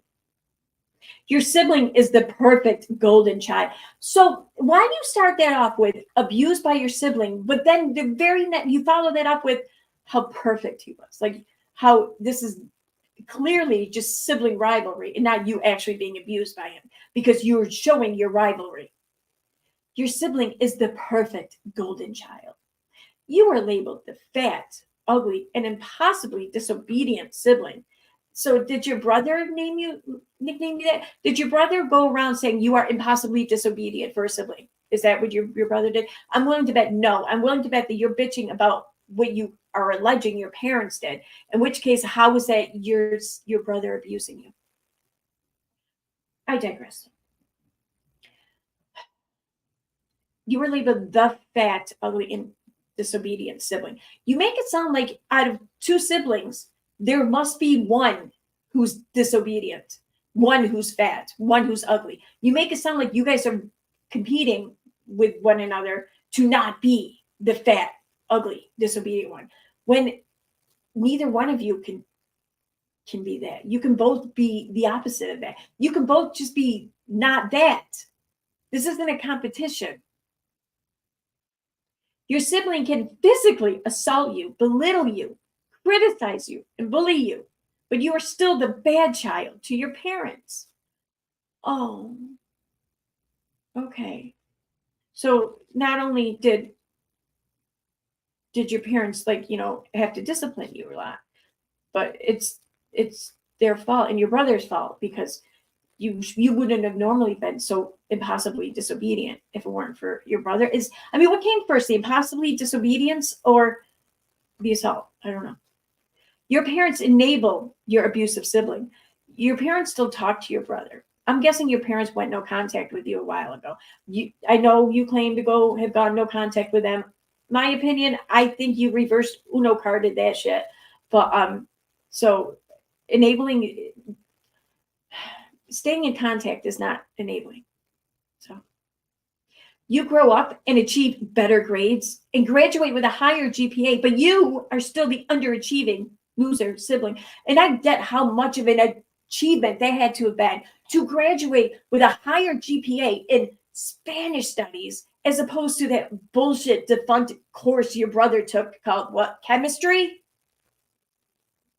Yeah.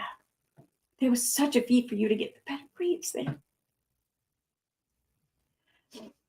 You know, kind of,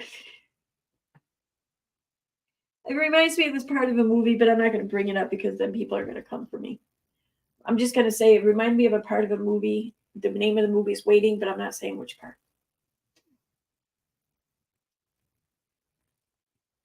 You were never allowed to grow up. Pretty sure your parents couldn't wait till you grew the fuck up. Pretty sure. When you finally grow up, you realize that the abuse you experience is not only a betrayal by your sibling, but a betrayal by your parents. They let him be mean to me. I'm wondering how often you were mean to your brother and they also didn't say anything. Or no, were you entitled to that? See, this reminds me of this other person I came across on social media through the anti-vax community. Forget her name. Steffi. Her name was Stephanie. Steffi Wagner, I think. She did this whole thing called the mother wound. And the shit that she bitched about her mother having wounded her with. Like, I'm not saying that the mother wound may not be a thing. I don't know. I don't really care. But the way what she was making it out to be is not really a thing in my opinion. But like, because you're what? I don't even know what had this shit she was upset with her mother about. I think she was upset because like her mother expected her to come over on a holiday and she took that as like a trauma-inducing slight or some shit. It's been a while since I looked at her shit, but this is who she sounds like. She sounds like Steffi Wagner. Anyway. You realize you don't have to be the bad one anymore. Neither one has to be the bad one. There's no comparison. No one's sitting here wondering, I wonder which one of those two siblings is the bad one. Nobody sits around wondering that about other people. Not even when we were kids did we wonder that.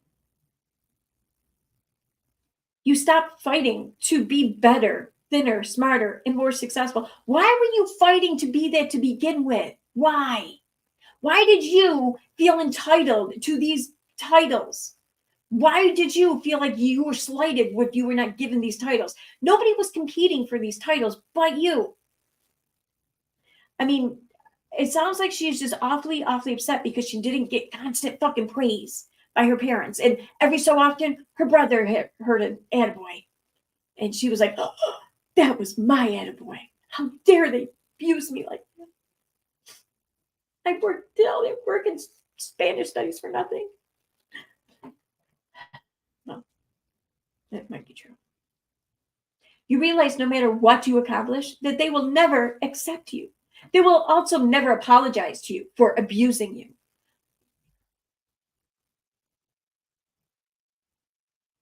Okay. I'm pretty sure that your parents accepted you, and I'm pretty sure that you made it fucking damn near impossible for them to. And I'm pretty sure that, in my opinion, that kind of wore out its welcome, and now they're just content with being a family with the one kid and shit. You know, I often wonder how her brother feels about this shit. Like, I mean, if he sees or reads any of the shit she puts out there, if he just rolls his eyes and just goes about his day, or if it affects him or bothers him, or don't anyone contact him, please, for the love of God, don't fucking contact your brother. Because can you imagine how many times this poor family's been contacted over Katie? Let's not do it again. They know if they want to, they can talk to people. There's enough of us around. They've heard it before many times. Leave him alone. Please, no one contact him. But I often wonder, though, how difficult this is for him to hear this his sister saying about him, about his parents, about his grandparents, whatever. You know?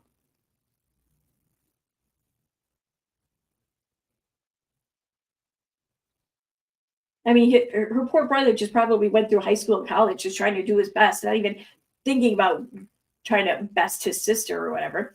Meanwhile, his sister is just sitting around whining and complaining because she's not doing as well as he is. And he's just like, well, you don't have to. Like, who cares? You know, just don't be a bitch. Don't be a dick, whatever. That's all you need to do is just don't be a dick. But alas, here we are. Yep. So that amazed me. Let me go check out chat. And are they really still? Why are they still in the recess thing?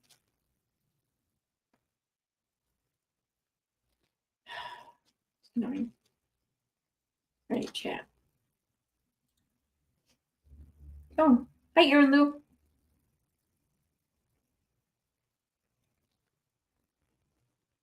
How Rich profiting off it is wrong, yet she still was not shut up about Garrison Brown's passing. Yep, exactly. And that's the thing though too about like Gypsy Rose. She's not profiting off of her crime or what she was convicted of. She's not going around giving a speech about what it was like to have her mother killed or anything. She's not talking about that. And I'm pretty sure Gypsy's like the last person who wants to fucking talk about that, really. So she's not selling t-shirts about it. She's not going around doing the talk circuit thing or whatever about it. So she's not profiting off of her crime.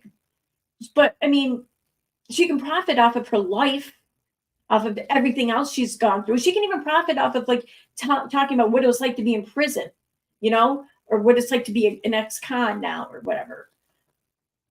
Yeah, she can do that. And the whole, you can't profit off of crime.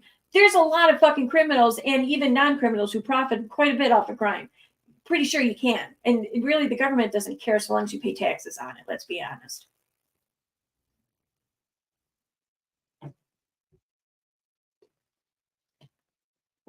I'm willing to bet that if Al Capone paid his fucking taxes, he never would have been fucking busted.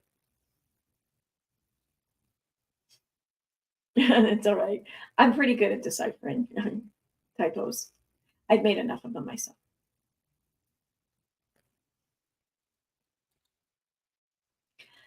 So let's see what else is going on with Katie since they're still on break. I don't know. I might, if they're not back soon, I might just wrap this up. I wasn't going to be able to stream this afternoon anyways since I have to work. Oh,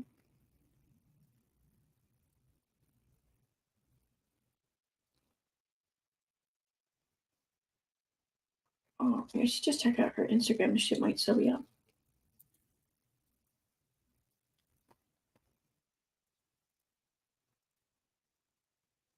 No, she probably woke up by now and deleted the shit though. Let's see here. What's still up? Oh, looks like a lot of it is still up. Let's see the comments here on this one.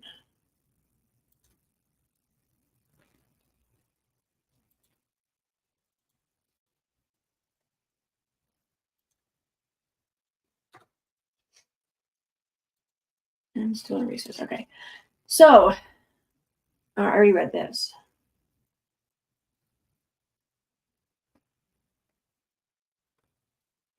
Oh, I didn't read the end though.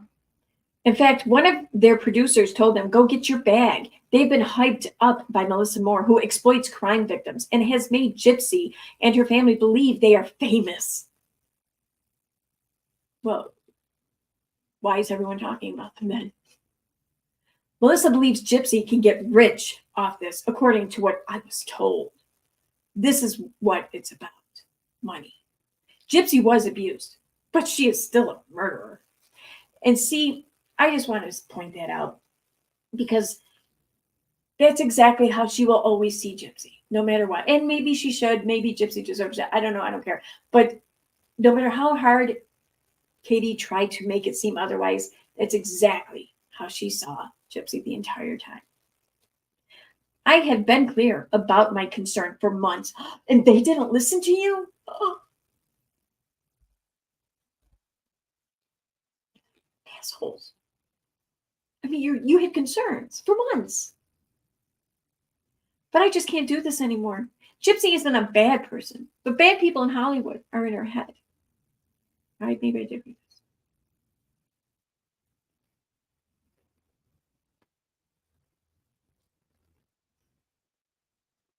this. Okay.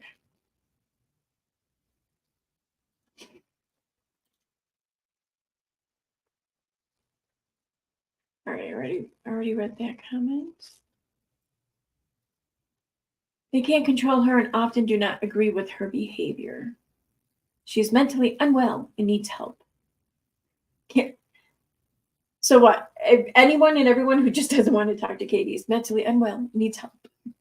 Well, then fucking sign me up for that psych center.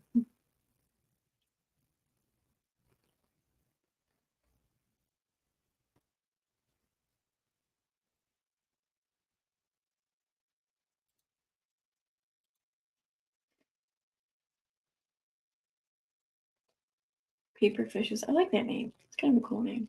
Or fishies. Paper fishies. Tell me. Oh, that's even better. I like that name. I cared for Christy and wanted the best for Gypsy. I don't want any more. Fuck them. They do. They are being guided by bad people, greedy exploiters, promising them fame and money. So you were just half of that. You were a greedy exploiter who couldn't promise them a fucking thing, right? That's what it came down to. In my opinion.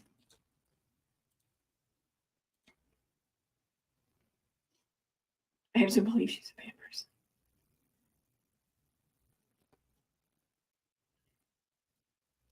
I know a lot about the murder and Nick, and I want to be clear. Nick is deranged. He's so dangerous, and he wanted to murder.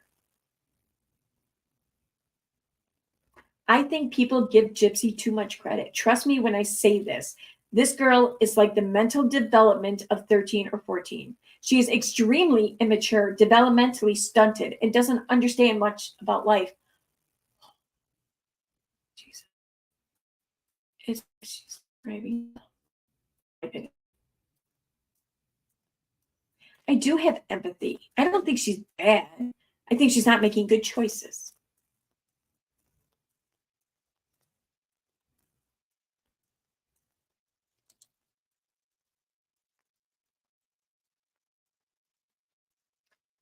Oh, I already read that one.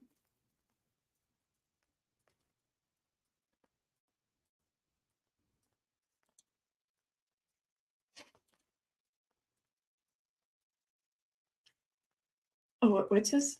Who's she talking to? Okay. I agree. She has no way to even make money right now. And the story is so hot. It will die down and she will leave the spotlight. Look at Hillary and Bobby Case.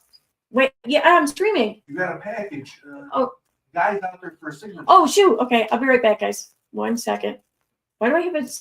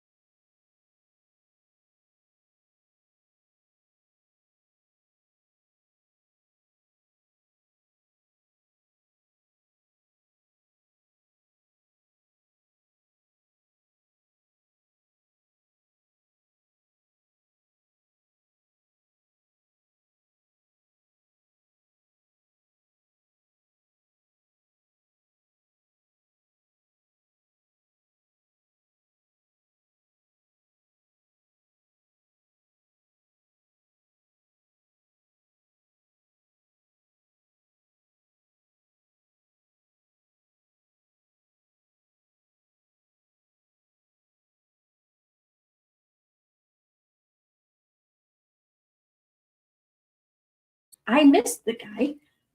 But this is interesting. I can't talk about it right now, though, but I think I know what this is. Anyway, I'll see about picking it up in a little bit. Are they still on break? Yeah, they are.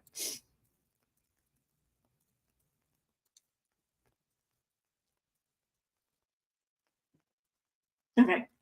Look at the Lorena Bobbitt case. She is a nobody now. This is false. She can get a job, but they believe certain jobs are beneath her. They don't want her working at Dollar General. She can find work. They want the easy route. Okay, here we are. They're back now.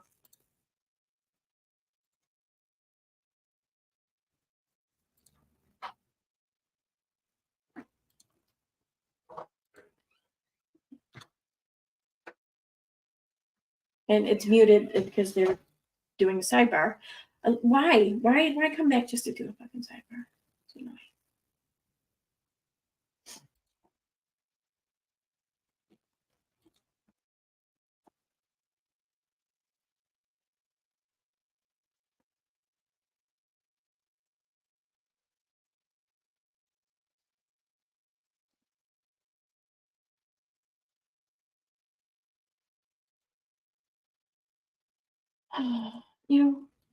What else is there?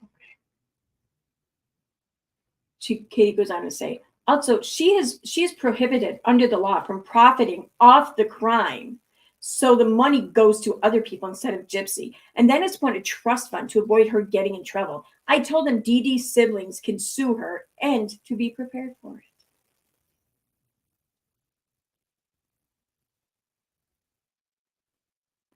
Yep. Letitia Bias vibes all over again. Amber Portwood, like she's going to now be gunning for Gypsy and Christy, but mostly Gypsy because for whatever reason, I think that's where she feels slighted by. Damn it, the Band-Aid came off my hand and in my hair. Damn it. This is annoying.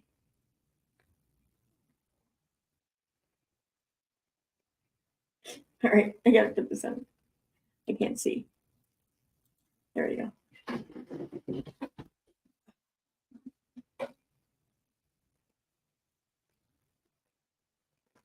But yeah, she's gunning hard for these two women now.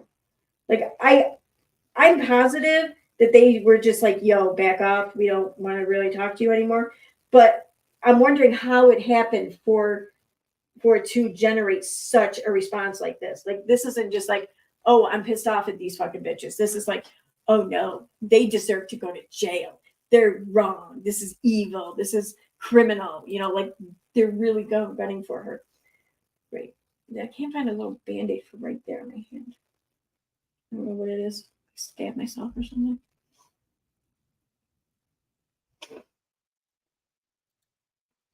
Anyway, there's the one thing.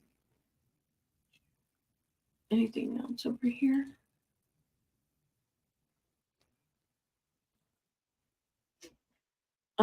Talking about Ken, that was one of my breaking points. I was told over and over that they were just friends. They assured me that Gypsy would not jump into this relationship because she owes you that assurance, right? Jers, we appreciate your patience. We actually made things easier for you. So it was worth the time.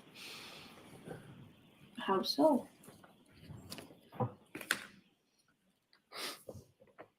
Just be mindful to step up.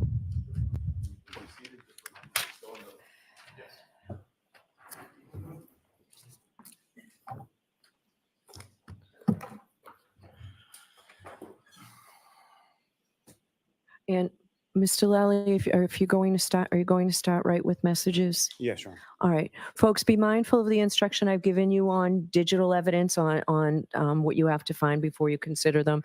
Also, I want to tell you that what you're going to hear or see is testimony about certain statements allegedly made by the defendant. You're to view those statements solely for the limited purpose of the defendant's state of mind, as it might go to the nature of the relationship with John O'Keefe and potential motive. Okay. All right, Mr. Lally, go right ahead. Thank you. Your Honor, may I approach the witness? Yes. Presenting before you now a separate series of documents, about 118 pages in length. Here. In general, do you recognize what those are? Yes. What do you recognize those to be? Text messages between the defendant and I. Your Honor, the Commonwealth to move to introduce and admit as the next exhibit. No, not as the next exhibit. We are going to mark that 104A.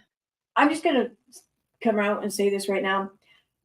I really hope that their defense or their or not defense, that part of their offense that they're planning here on giving for a reason or whatever. Like, I hope that they're not trying to allege that her motive for allegedly doing this to John O'Keefe was because she had the hots for this dude. Because that's not believable. That's not. Thank you. I don't buy it. Yes. I would never buy that. 103A, That's my understanding. I think the others were marked 103. So it should be John O'Keefe's texts I'm saying were Brian Higgins is 103. a The horrible te- looking guy or anything. No, he's a perfectly fine looking man. But he's not John O'Keefe. That's all I'm saying. So it's 104A. And jurors, you'll have both Exhibit 104 with you that was a little bit difficult to read. What we've taken all this time for as counsel was great to work out a form that is much clearer for you to be able to read, and that will be attached or right with Exhibit 104. Okay. Thank you.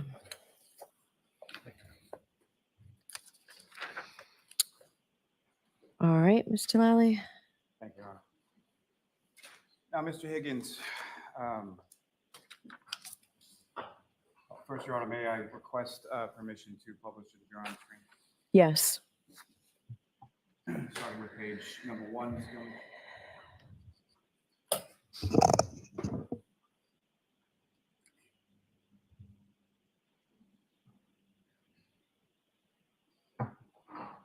Now, Mr. Higgins, what's up on the screen, is that what you have before you as Exhibit 104A? Yes. And Enough. as you just mentioned, these are text messages between yourself and Ms. Reed, is that correct? Yes. And on what dates did you first receive any communication from Ms. Reed? January 12th, 2022. And prior to that, had you had her number or did she have your number as It was the Smirnoff. Smirnoff Ice. far as you're aware? No. You had never communicated to her via cell phone or any other means prior to January 12th, 2022? No, I had not. So initially, you received a text on that date from an unknown number, is that correct? Yes. And from the text before you and what's up on the screen, as far as there are gray bubbles on the left, blue bubbles on the right, which is you and which is Ms. Reed? The blue bubbles. Well, would yeah, I was belong gonna to say, I myself. don't think he's texting her saying, hey, or I don't think she's texting. It says, hey, Brian. Obviously, the one in white is not Brian. Do we really need this explained? So the other bubbles would be Ms. Reed, is that fair to say? It's Yes. the Whacker. And so that initial communication you received on January 12th, 2022, that's about It reminds me- 7 p.m. oh my is that God. correct? Yes. Oh my God, the movie Porky's, was it Tallywhacker? Oh my God, I'm And so what old. was the content of the message that you received? You want me to read it? Yes, please. Hey, Brian, it's Weed Whacker. It's the Weed Whacker. And how did you respond to that? Question mark. And if it's helpful to you, sir, if you can't see the screen sort of from where you are, you can read along in the exhibit before you. Okay. Now, as far as Part of it? that communication is concerned, is the weed whacker, what, if any, meaning did that have to you? Or So ultimately, it was based off a interaction with the defendant, kind of a nickname that she adopted. and how did that nickname sort of come to be, or what, if anything, transpired between the two of you that led to that? So I was leaving, I believe, my residence one day in Canton, traveling down Pleasant Street. Oh, just Weed Whacker. I saw the defendant along the side of the house on the Pleasant Street side using a weed whacker. And I gave kind of a beep of the horn, and the defendant gave me the finger. So I realized that she clearly must not have recognized me because possibly No, because she of what I was did. driving. I was in my work vehicle. So I spun the vehicle around, and as I pulled up to roll down the window, she said something to the effect, "Get the fuck away from me. My husband's a Boston cop." And then I rolled down the window more, and she clearly recognized me, who I was in that vehicle. And at that sort of recurring theme, That's fucking crazy. So he beeped at her. She didn't have the response that he thought would be appropriate. So he's thinking, she must not know it's me. I'm going to turn around and make sure I get that right response. Like, I don't know. I think a lot of guys would see her flipping them off and be like, it's kind of cool, you know? Or other guys would just be like, no, okay, fuck you too. Or maybe even, okay, I guess she didn't realize it was me and just keep on driving. No, he's going to spin around and make sure that shit's corrected. Fuck that. and subsequent conversations that you had with Ms. Reed. Yes. Now, sir, if I could direct your attention to page 6 within that exhibit before you.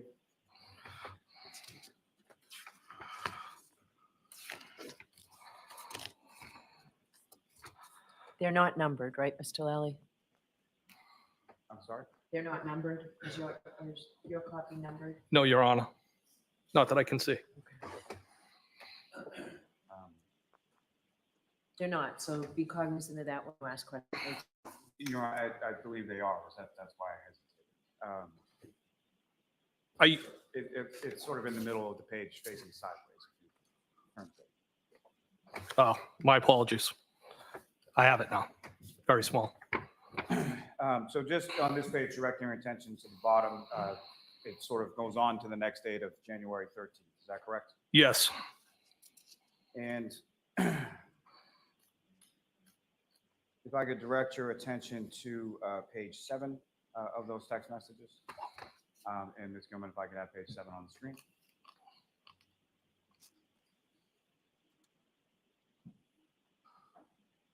And sir, if you could read from page 7, and if you could just indicate who's speaking and what is being said in this communication.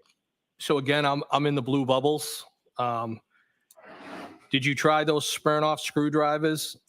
I stopped at the Hilly for one last night. I said, haha, how did you get my digits? Defendant responded, the Melissa and Lido show. I said, haha, I thought you creeped John's phone.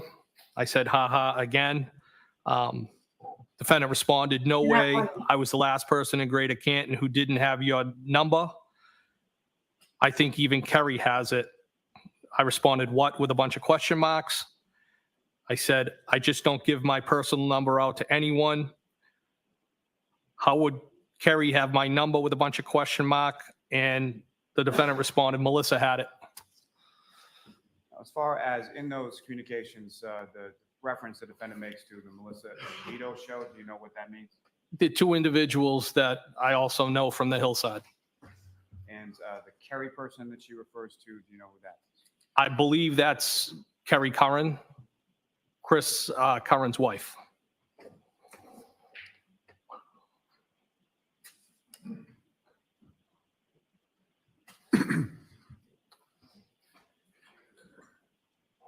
Now, if I could direct your attention to page 9.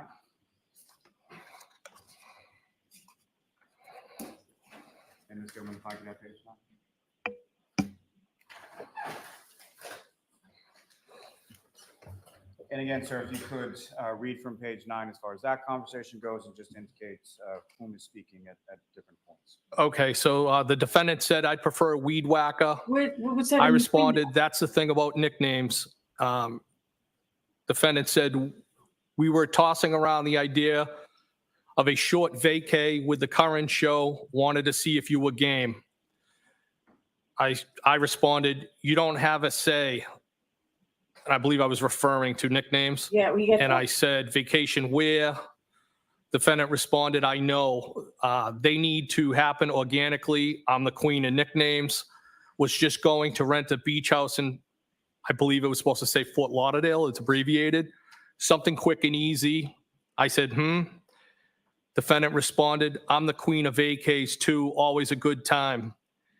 I responded, I'm going to Nashville next month, 19 to 21st, for a benefit. One of our guys got shot in the head. You guys should come. As far as either one of those I'm sorry. trips that you were discussing, The way he worded that, hey, I'm going to a benefit next month. One of our guys got shot in the head. You guys should come. Like I feel like that's not a very good way to encourage people to come with you to Nashville. But I'm very sorry to hear about one of his guys getting shot in the head, and I hope that he has a full recovery. and do you recall any further discussion or any going on any of those trips?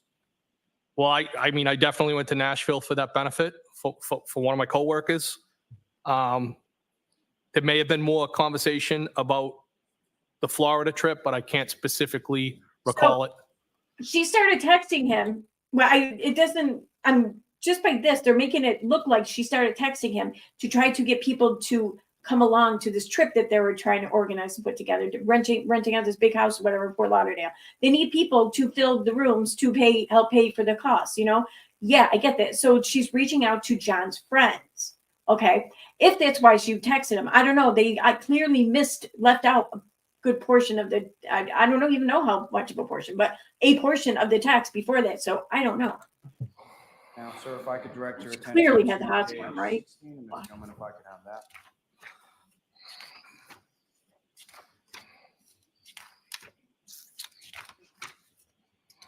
And this is on that same date of January 13th, is that correct? I believe so. The date's not at the top here, but I believe it is. And again, sir, if you could read from that page of communication as far as who was speaking and what was said. So there's a photograph of somebody with a weed whacker. The defendant said, "No, you're not a creep." I said, "Nope." She said, "You're kind of a loner," which I used to be. I responded, "No, not really. I have a ton of buddies, but I only let a handful of friends in that I'm tight with. So you think you got me figured out?" And then I typed "circle of trust" in quotes. I hate to tell you this, but women figure you guys out really quickly. We do. Sometimes we're surprised to learn we may have been off, but that doesn't happen very often. And sir, if I could direct your attention. I'm sure to guys page figure out 17. girls too pretty quickly, Ms. Gilman, if I could have that. or so we let you think. And again, sir, if you could read from page 17 as far as what is said and who is talking. So the defendant said, "Yeah, I said loner, not loser. I assume you know a lot of people, PPL, people abbreviated. Oh, really? Thank you. You never really can figure anyone out completely. Your dad died when you were young." And I responded, "He died in March of 2020. I'm so not a loser. You won't figure me out. LOL. Defendant responded, no one is a loser. I just didn't mean loner to imply friendless. I'm sorry that's recent. It wasn't COVID, was it?" I responded, "Cancer." Defendant responded, "I know you date girls who don't lock the house behind them, and you are private and observant. I'm sorry, what kind?" I responded, "Long brain, kidney, and pelvis. How do you know all these things? LOL." If I could turn your attention to the next page, page 18. And again, sir, if you could read from that. In the blue bubbles is me. I said, "You're funny." Defendant responded, "Yikes. Wow, that's rough. Jesus, I'm sorry. We chat a lot at the hillside." I responded, "Don't be sorry. Life is hard sometimes. I always figure it out." Then I said, "Who chats?" ? Defendant responded, "Life is hard, but losing people is the hardest. So I'm sorry. We chat." I responded, "That's all you got? We chat? Sure, you're from Brockton. Spit it out." Defendant responded, "You and I chatted about the girl who kept forgetting to lock the door." I said, "Oh, she has been out of play like for 3 months now." And then I believe it starts to say "out of rotation?" ? And then, sir, if I could direct your attention to page 20.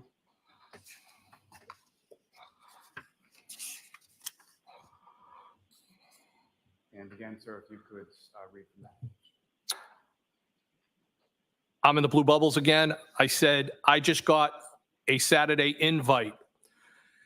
The defendant said, did you say yes? Question mark. I said, not yet, with a bunch of periods, but did respond. Defendant said, what did you say, Mr. Elusive? I responded, no, I just don't want to intrude on your couple's night. Ha ha, I'm shy. The defendant responded, we prefer to hang out with non-couples. Bob Gallery is probably coming too, solo. We'll probably do cards or something at some point. I'm inviting you. And I said, ha ha. Now, sir, is that the Saturday night that's being referenced there? Is that the same night that you had gone over to the home at some point for the Patriots game? Yes. And if I could direct your attention to the next page, page 21. Yes. Thanks. Again, if you could read from that page. The defendant said, John said Brian's being wishy-washy now, in quotes. I responded, haha, did you tell him you texted me? The defendant responded, no. And then I gave a thumbs up. Then I said, you cranky now, question mark. Defendant said, haha, no, just stop being so anti-couples. Most couples don't even like each other. I said, name a few. Defendant said, name a few. I don't know. All of them. Question mark. They all want to hang out with single people. And then I said, I don't think that's true or false, really. Thank you. Sir, if I could direct your attention to page 26.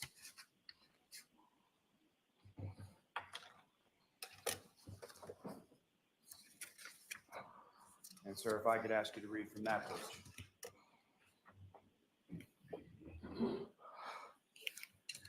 in blue is going to be myself again. Foul ball. Defendant responded, you stink. I said, you suck and you're double trouble. Defendant responded, you're hot. I responded, are you serious or messing with me? Defendant responded, no, I'm serious. I responded, failing is mutual. Is that bad? How long have you thought that? Defendant responded, are you okay driving? You don't want to stay here. I responded back, I'm fine. I have an office at the PD. You didn't answer the question. And then it starts to say, defendant said, rather you stay here. And is that, to your memory, when is that text exchange taking place? In reference to the night that you went over to the O'Keefe's house? I believe it was that night. Now, I would be very curious to know what Mr. was said O'Keefe's house on that exactly particular before evening, that, because do you recall how you came into the house? I believe it might have been the front door. And Because if of you know about how the long, way she said, you're hot, I'm being serious, but then she avoided any follow-up questions or comments or questions that he had. She didn't answer them. So I wonder if before that, they were having a conversation where like he was like being kind of hard on himself and she's trying to like boost his, I don't know, self-esteem or something, you know, trying to make him feel good, because it could read as that, or it could read she wanted to hook up with him over John O'Keefe, which I question if that's even her typing then. All right. were you at Mr. O'Keefe's house that night? I was probably one of the last people to leave, I think. And what, if anything, happened as you were exiting from Mr. O'Keefe's house that night? So as I was exiting the house, it was either through the breezeway or the garage. And as we were walking out, the defendant planted a kiss on me. Now, Wait a second. before So you went out- these are also the text messages that he had his buddy like allegedly pull off of his phone, right? Like they weren't obtained any other way. All right. out that way, where was Mr. O'Keefe? Did you say goodbye to him or anything like that? I think I said goodbye to him. He might have been in the bathroom. I'm not 100% positive where he was. And when you went to leave, which exit from the house were you headed to initially? Well, as I said, I don't remember exactly if it was the breezeway or the garage I was starting to walk through, but whichever way I started to exit, the defendant told me to go a different way. And which way did the defendant tell you to go? Well, her way. And I what- don't, I honestly can't tell you which door that was. If it was either the breezeway or the garage. And as you were going out, again, I'm sorry, what happened? The defendant kissed me, And how did she kiss you? not like a friend. Lip to lip, is that fair to say? Why Yes. couldn't you say it though? Like a romantic kiss? That's the way I interpreted it. And Yeah. Were you still inside the house at the time that this occurred? What's their Or tongue? outside the house? What's their tongue? Not sure if we had just got to the outside or not. It might have, I'm not sure if it was close proximity to leaving. And what was your reaction to that? I was back. Was that something that you expected? No, And about how long was it between when the defendant kissed you and when you left? well, almost immediately. Now, sir, if I could turn your attention back to the following page, number 27. Yes. Again, sir, if you could read from that page and who's speaking. So I'm in the blue bubbles and I said, I think you're messing with me. The defendant said, why do you think that? I responded, because this is so out of left field. Where did these feelings come Wait, from? wait. I want to see down here. That isn't.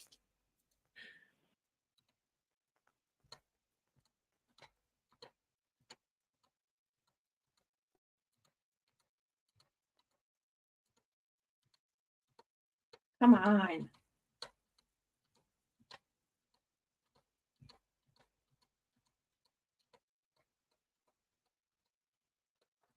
Here we go. Okay. Serious.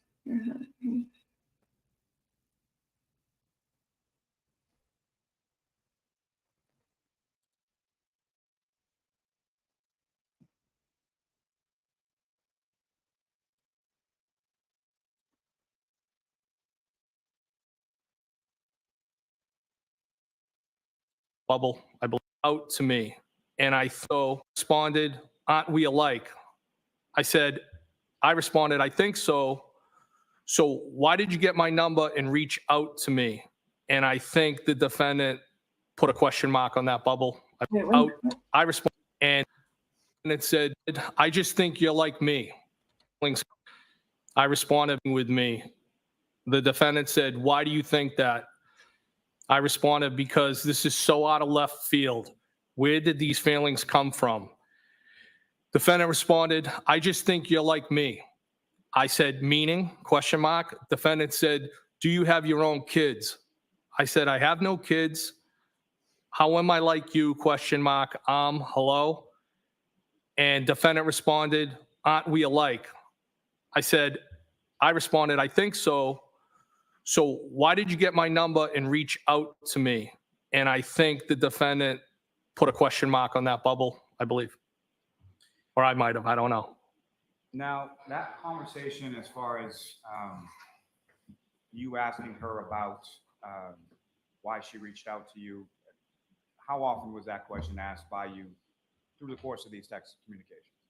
Well, the extent of the actual communication via text between the defendant and I was between January 12th and January 29th when John passed.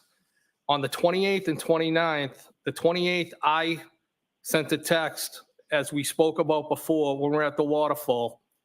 That text didn't respond. There was a text sent by the defendant to me the next day. So in that time period between the 12th and the 29th, there was 9 days that the defendant and I exchanged text messages. With that being said, those text messages, I don't believe, were every day, consecutive days. There was 9 days in between the 12th and the 29th. And so as far as that questioning, as far as posing to her, why did she reach out to you? Was that something that you asked once or more than once? Yeah, I asked it more than once, and during the pendency of this communication, I was basically trying to suss out what the intentions were of the defendant. Was the defendant interested in me? Was she at the end of her relationship with John? Was she trying to weaponize me against John and put me in the middle? There was numerous things that were going on. And that's what I was trying to vet out or suss out, or whatever you want to call it. But I was having a hard time accepting what was happening. I wonder if someone was So if I fucking could direct you fucking with to him, the but next page, page 28.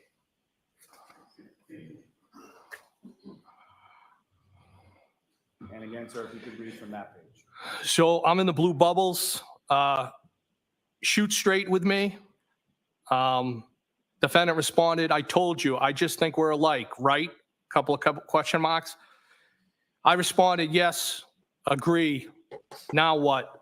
Defendant responded, I don't know. I said, shouldn't you know? Defendant responded, do you like me? I said, yes, from jump. Defendant said, when was jump? I said, first time I saw you. Defendant responded, when was that? I said, Hillside for your shore. If I could direct your attention to the next page, 29. If I could ask you to read from that, sir. So again, I'm in the blue bubbles. Hillside for sure. When were you interested? Defendant responded, I don't know, you're just my type. I responded, you think you can handle me? I thought you were happy, question mark. Defendant responded, how do you know if I'm happy? I said, I just assumed. Defendant responded, are you hard to handle? I may have put a question mark. Then I said, what do you like about me? Defendant responded, I just feel like you're from my neighborhood. I said, yes, yeah, ditto. Defendant responded, and I think you're hot. And if I could direct your attention to the next page, page 30. If I could ask you to read from that, sir. I'm in the blue bubbles again. You really think that? I have always thought that about you. Defendant responded, what? I responded that you're hot, smart, witty, but I didn't think you were interested. Defendant responded, witty? I responded, yeah, meaning quick with a response. Tell me why you got my number and reached out to me. Defendant responded, just thought we were the same / from the same neighborhood. I responded, are you afraid to say what's on your mind? What's in your mind? And then I said, on. Defendant responded, no, didn't I? No, didn't I? Question mark. And sir, if I could turn your attention, to the next page, 31, and ask you to read from that. I'm glad I'm in the blue bubble again. I'm glad I stopped by. I should have come earlier. Do you really live in Mansfield? Defendant responded, yeah. I was basically begging you. I responded, you don't have to beg me. I meant to say beg. Defendant responded, huh? I said, I will give you what you want. no. How are you texting right now? And I said, leaving me hanging. Defendant responded, no. I typed kids and then kinda. Defendant responded, how am I texting? And I began to say, is everyone asleep? As far as the communication from the defendant indicating, yeah, I was basically begging you, what did you take that to mean? That you wanted me to come over? And if I could turn your attention to the next page, 32. If I could ask you to read from that page as well. So it starts off with the defendant saying, I just wide awake my phone. Yes. I said, I should have stayed LOL. So now what? Question mark. Defendant said, yes, you should have. I responded, that would have been distracting. So now what? So no, what? And then I said, now. Defendant said, now what? Question mark. I responded, balls in your court. Okay. Defendant said, I'm going to pause this for a second because I want to show something. This is what he's alleging is occurring. Okay. Now, on your left is a picture of Karen Reed and John O'Keefe. On your right is a picture of Brian Higgins.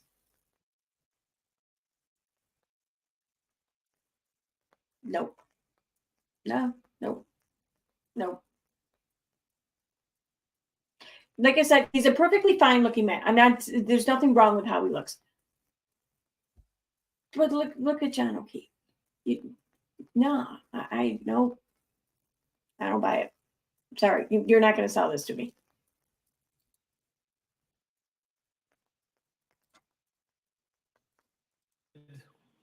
what do you want?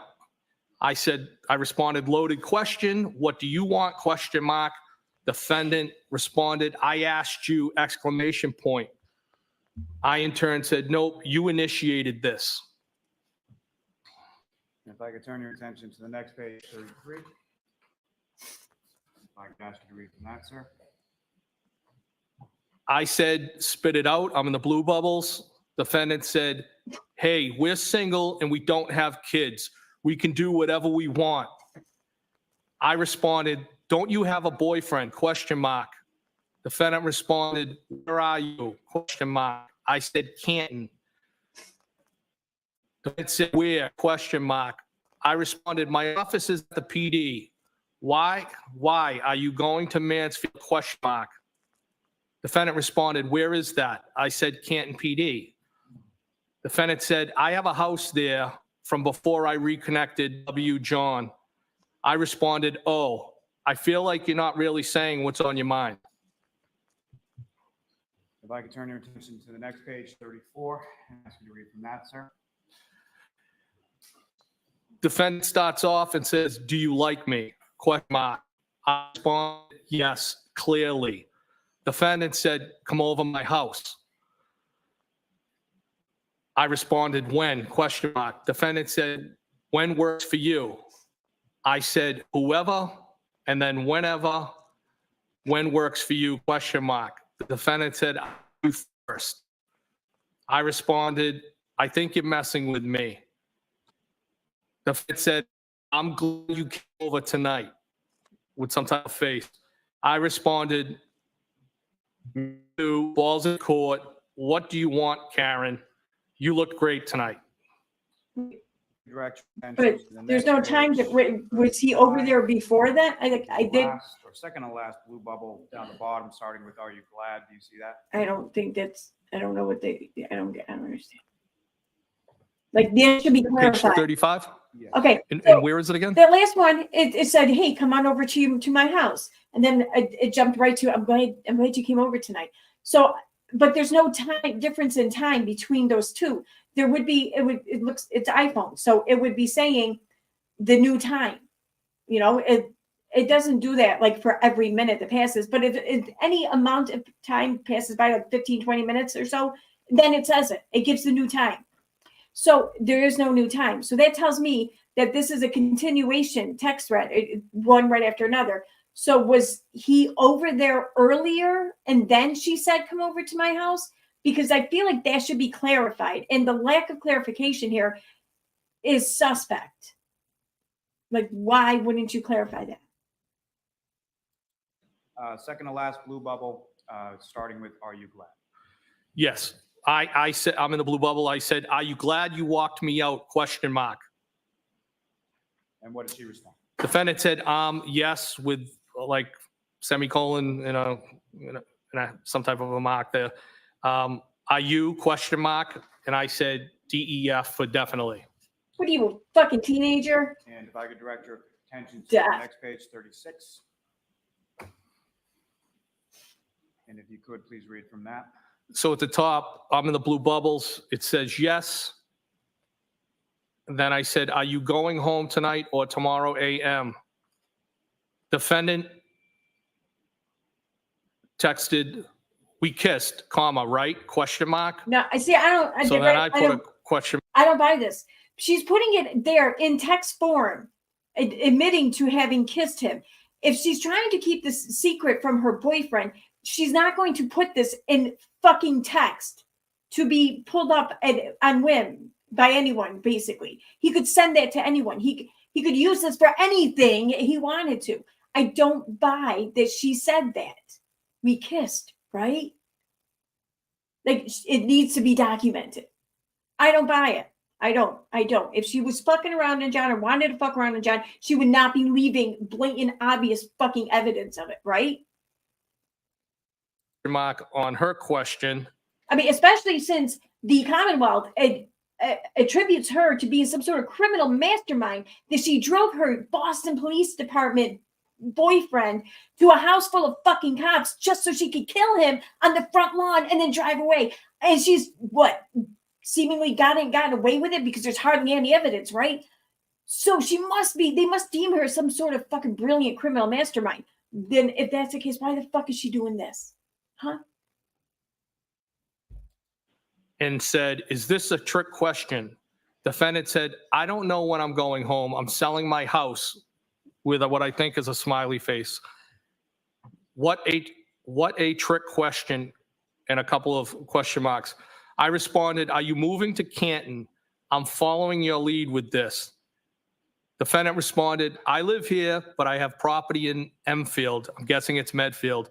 Defendant said, "Why my lead? I don't want any responsibility." But I responded, "You started this, right?"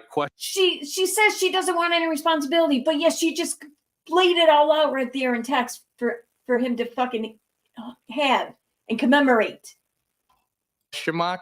Why did you get my number? And it says each out to me. It meant to say reach out to me. I then said, "Still have not told me." And sir, if I could direct your attention to the next page 37 and ask you to read from that.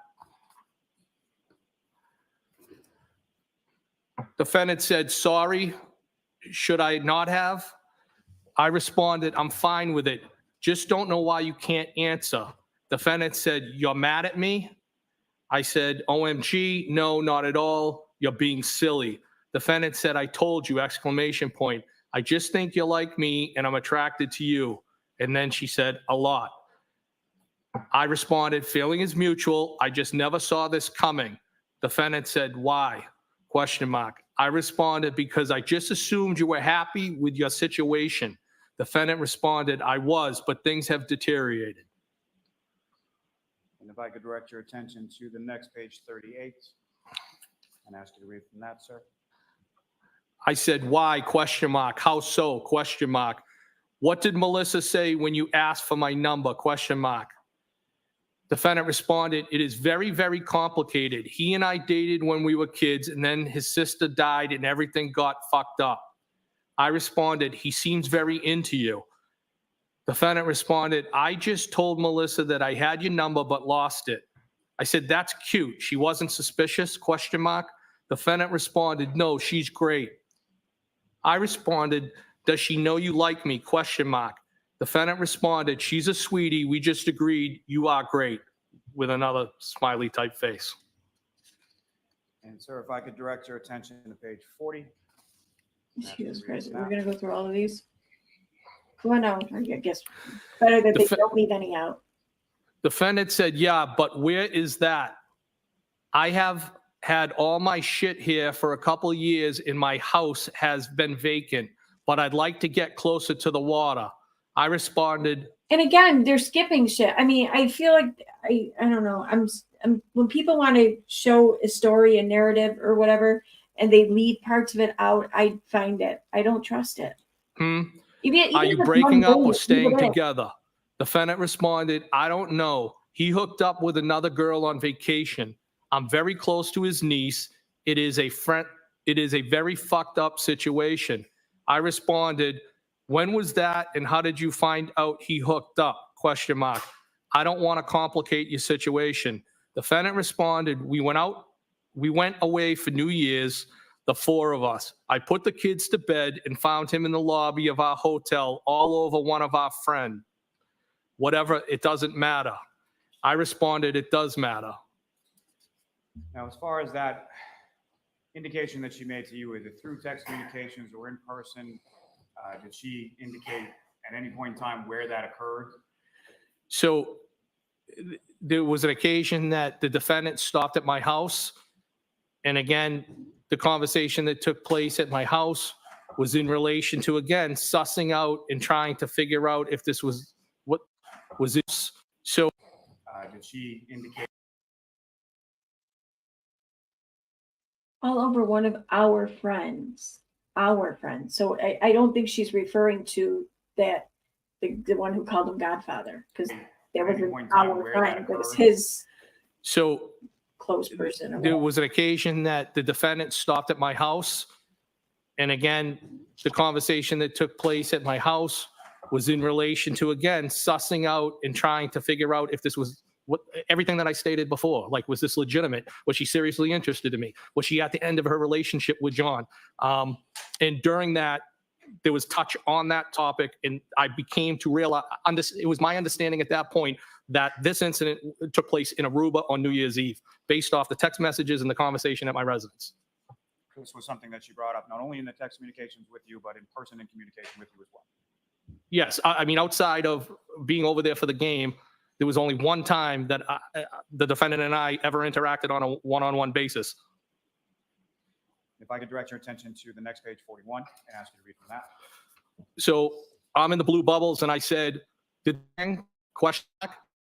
Defendant responded, "That math question mark." I said, "Sorry, I was just asking. This I is was just what trying he's to figure say. shit out." Defendant Yeah. responded, No. "It doesn't really matter." I said, "Okay, I won't ask again." Defendant said, "I don't care," with a smiley face. It doesn't matter. I said, "Okay, you loud and clear, Karen." Defendant responded, "Okay." I responded, "Why are you getting your thing all twisted up over simple questions?" And then I typed on.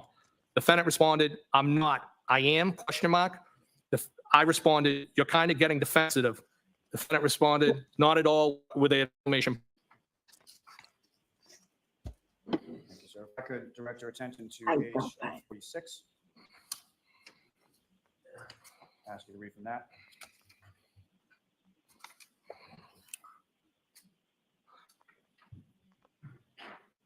Defendant is in gray. She said, "We kissed earlier, comma, no," with exclamation point. I responded in blue bubble, "I think you initiated that. No, question mark." Defendant said, "Yup. Do I owe you an apology? Question mark." I said, "OMG, no. Why are you being sensitive?" Defendant responded, "I'm not." I responded, "Kinda." There's a P and a FFT, never, responded by the defendant. "What do you want from me? Question mark. I responded, "What's on the table? Question mark." Defendant said, "What do you want ideally? Question mark." I responded, "The real deal." Defendant responded, "It doesn't exist."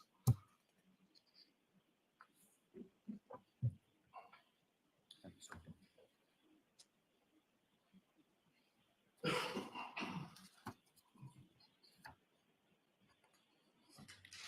I could direct your attention to page 57, sir, and ask you to read from that.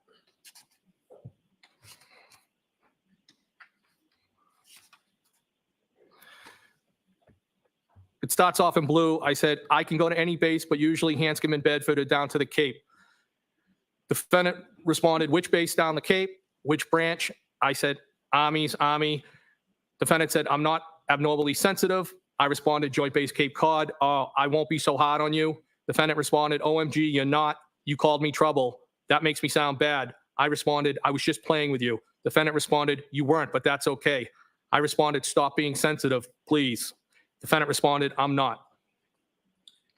Now, sir, in reference, in that page of text communications, you made reference to a tape. Yeah. And where is that relation to live in Barlow County? So I can utilize one of the gates to get onto the base. I can get fuel. I can shop. I then can hit the Bourne Bridge, and I would use that as a cut through at the time when I was splitting my time between. Even if these text messages are or were legit, she comes off as just attention seeking, like she wants to feel a little less alone maybe in this world, this town full of all these people she doesn't know. And she found someone she can relate to for whatever reason, although I don't think it's a reason because they were very much, I think it was a reason because she saw an easy mark, meaning that she wanted attention and she saw someone who would readily give it to her. Because she's not toying with him, but she's not finalizing anything. She's not trying to. Anytime he makes the effort to, she diverts in the conversation. And like, well, what do you want? The real deal. It doesn't exist. Like, she's not committing to anything.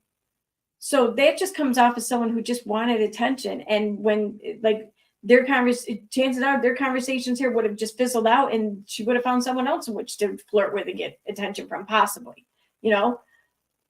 where he's kind of sounding really excited and hopeful and like he's banking on something like coming from this. I mean, these text messages may not help her case at all, for sure, but they're hurting his. They're making him look like he could have motive too. I don't know why they're doing that then, because so far I haven't seen anything that damning about her. Like she's not hooking up with him, she's not. So well, he's not yet, and I don't know if that changes. But. Between two different properties. Is there also like a duty-free shop there? There is, yes. And at some point throughout the course of text communications, did you offer to pick something up for the defendant from that shop? I believe so. If I could direct your attention to page 60.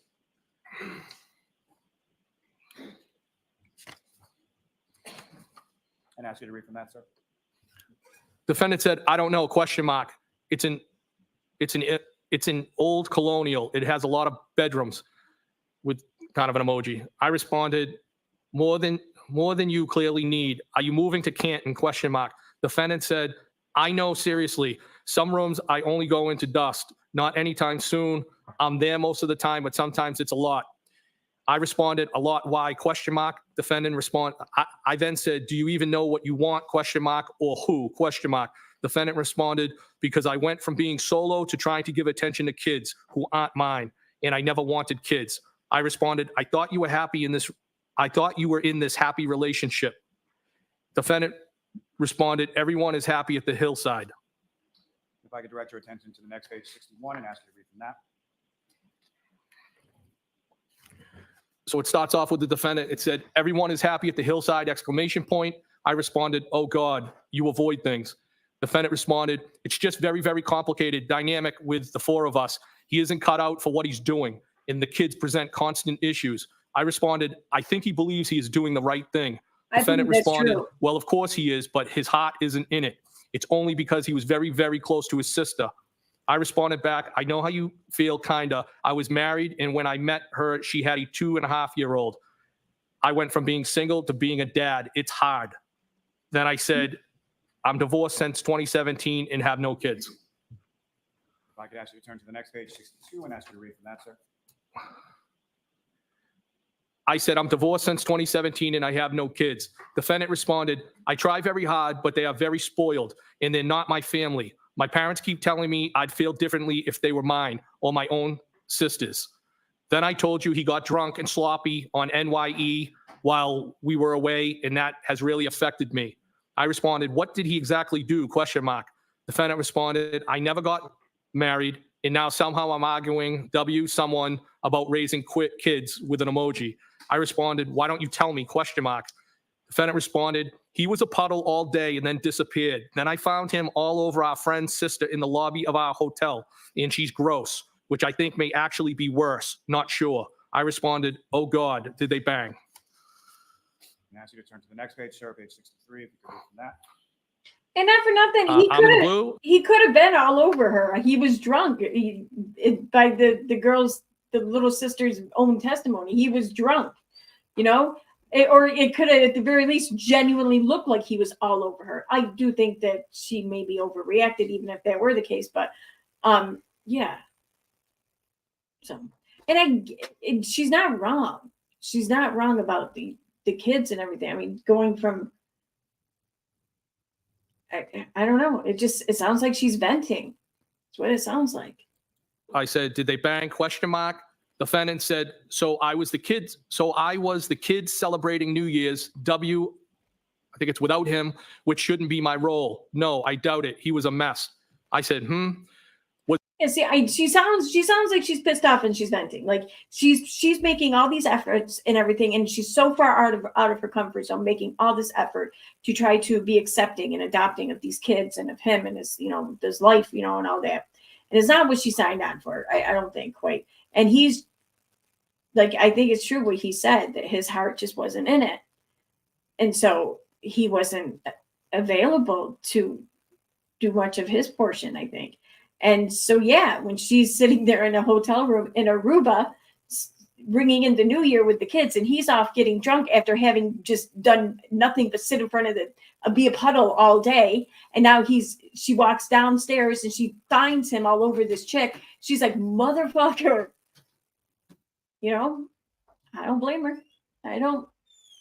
was it the first time with her, or do you think there were others?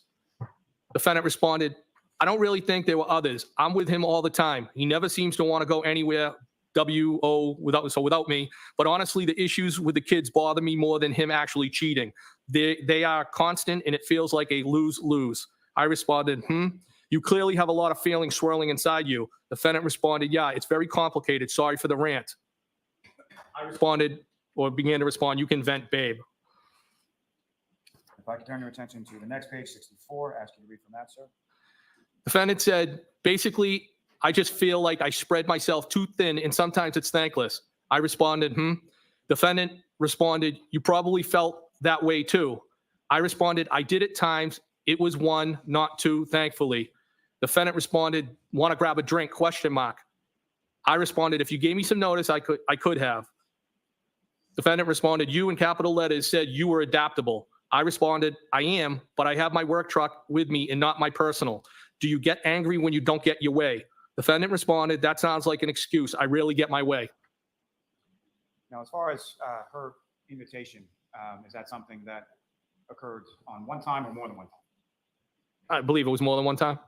And at any point in time, other than the two you've already recounted, as far as going over to Mr. O'Keefe's house for the football game, or the defendant stopping by your apartment in West Roxbury, were there any other occasions you went out over the defendant's house or out with the defendant by yourself? No, never. And sir, No, if I I could didn't direct see your Siri. attention to Shut page up. 74. Ask you to read from that.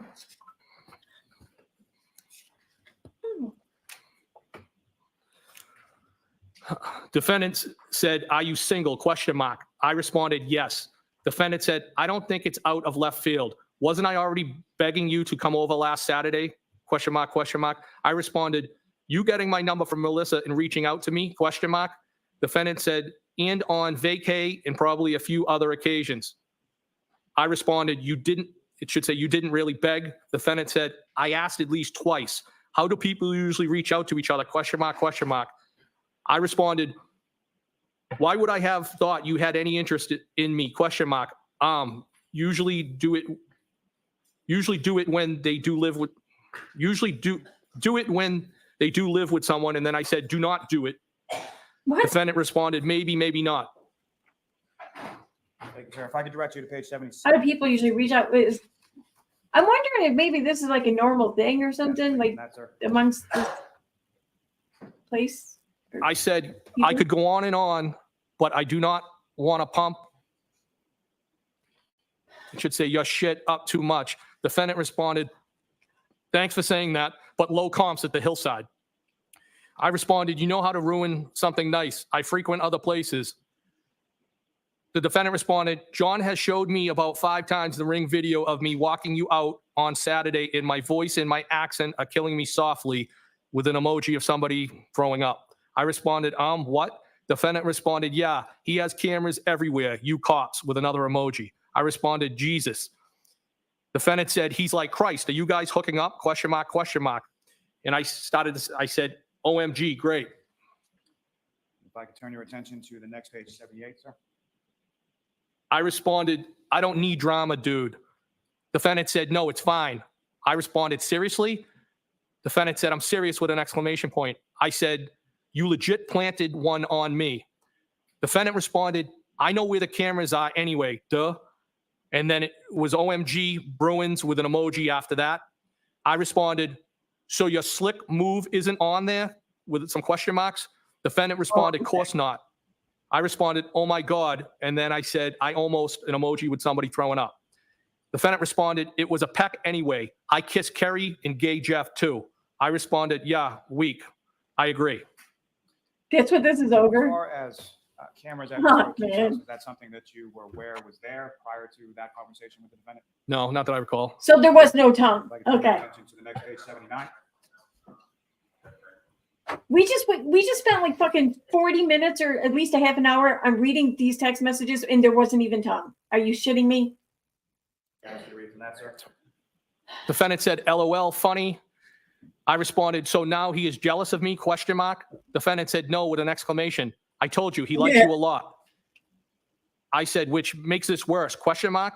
Defendant said, you said or did something at the bar last week. And he goes, I like Brian more and more. I responded, I think he's a good dude too. Defendant responded, yeah, he is. I responded, funny.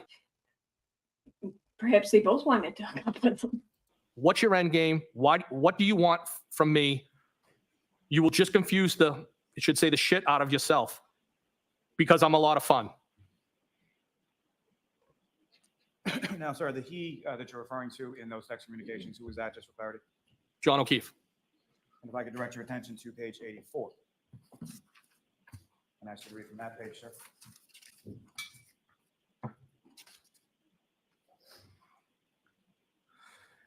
I said, it was fun. Defendant said, I've complimented you today too, with a couple of exclamation points and then some type of emoji. I said, and kicked my nuts in. Defendant said, OMG, how? I responded, if I had more notice, I would have grabbed a drink somewhere, so I'm all set with that's, and then I said, in quotations, that's fine, but I am not asking again. Defendant said, well, it was 7 p.m. and I'm super cool, so right now I'm asking again with some type of a, I think it's a smiley face. I responded, coming to your house would have been bad for the both of us. For starters, you wouldn't have wanted me to leave. The defendant responded, now equals not. That sounds good. I responded, that's trouble. Defendant said, why, question mark. And if I could direct your attention to page 90. Ask you to read from that, sir. 9-0. 90, yes. The defendant said, no, I'm busting your chops. It's okay. I responded, no, you are sensitive. Nice try. You don't think if I came over for a drink, we would have gotten carried away. Defendant said, you in capital letters said you were adaptable and tons of fun. I took that as an invite for an invite.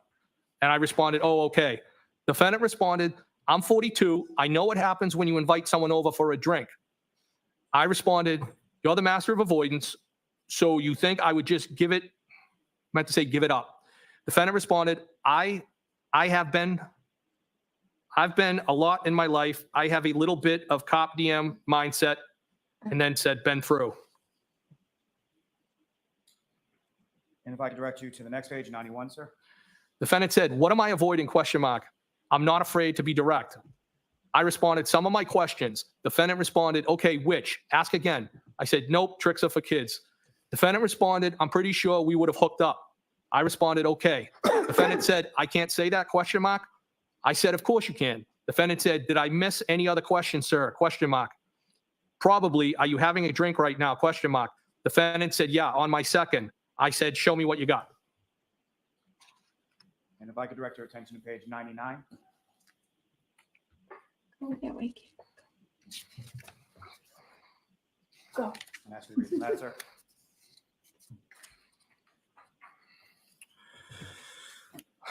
Defendant said, none of that is true, exclamation point. I'm not talking to other guys, and I have issues with John, and things are far from perfect. You just happen to know about him, BC, I guess, because we all hang out at the same bar. I'm sure you talk to other girls. What single people do. I'm not married. Are you? Neither John. I responded, was that your attempt at a letter or the reason? Question mark. What do you want from me? Question mark. Defendant said, that's just how I think / feel. You don't need to approve. I've already answered that last question a couple times, I think. I responded, I'm not judging you, never have, will. Defendant responded, you shouldn't. I don't know what your private life is about, nor is it my business. Thank you, sir. If I can now direct you to page 102 and ask you to read from that. Defendant said, I'm assuming, is that there's a difference between being married to someone and dating them, and we have no intention of ever getting married. The point of dating is not to get tied down. If you're not confident, you should be, in my mind anyway. The first two, but I don't care too much about the other girl. I responded, okay, so he is cool with you dating other people. Defendant responded, and I'm not happy per se, just realistic that there's cracks and it's far from perfect. I doubt it. If he's seeing someone else, I wouldn't want to know either way. He probably feels the same way. And you probably feel that way about whoever you hook up with. I think that's normal. I responded, okay. Defendant said, you don't agree with me? Question mark, question mark. If I could direct your attention to page 107. Ask you to read from that, sir. Defendant said, at a bar, question mark. I responded, I wasn't suggesting anytime soon. I know. I think you're absolutely right, Lisa, just Lisa. So she says, I think this shows motive for him and John to have gotten into a fight. Yes. Like this absolutely gives somebody else motive. I mean, she's fine with if they talk or not. She comes off as very nonchalant as whether or not Brian Higgins continues to give her attention. She's responding or she's continuing because he is giving her attention. But if he were to stop, she sounds like she'd be fine with it. Whereas he, on the other hand, sounds like he's getting awfully hopeful and excited in her not fucking or toying with him, you know? So, yeah.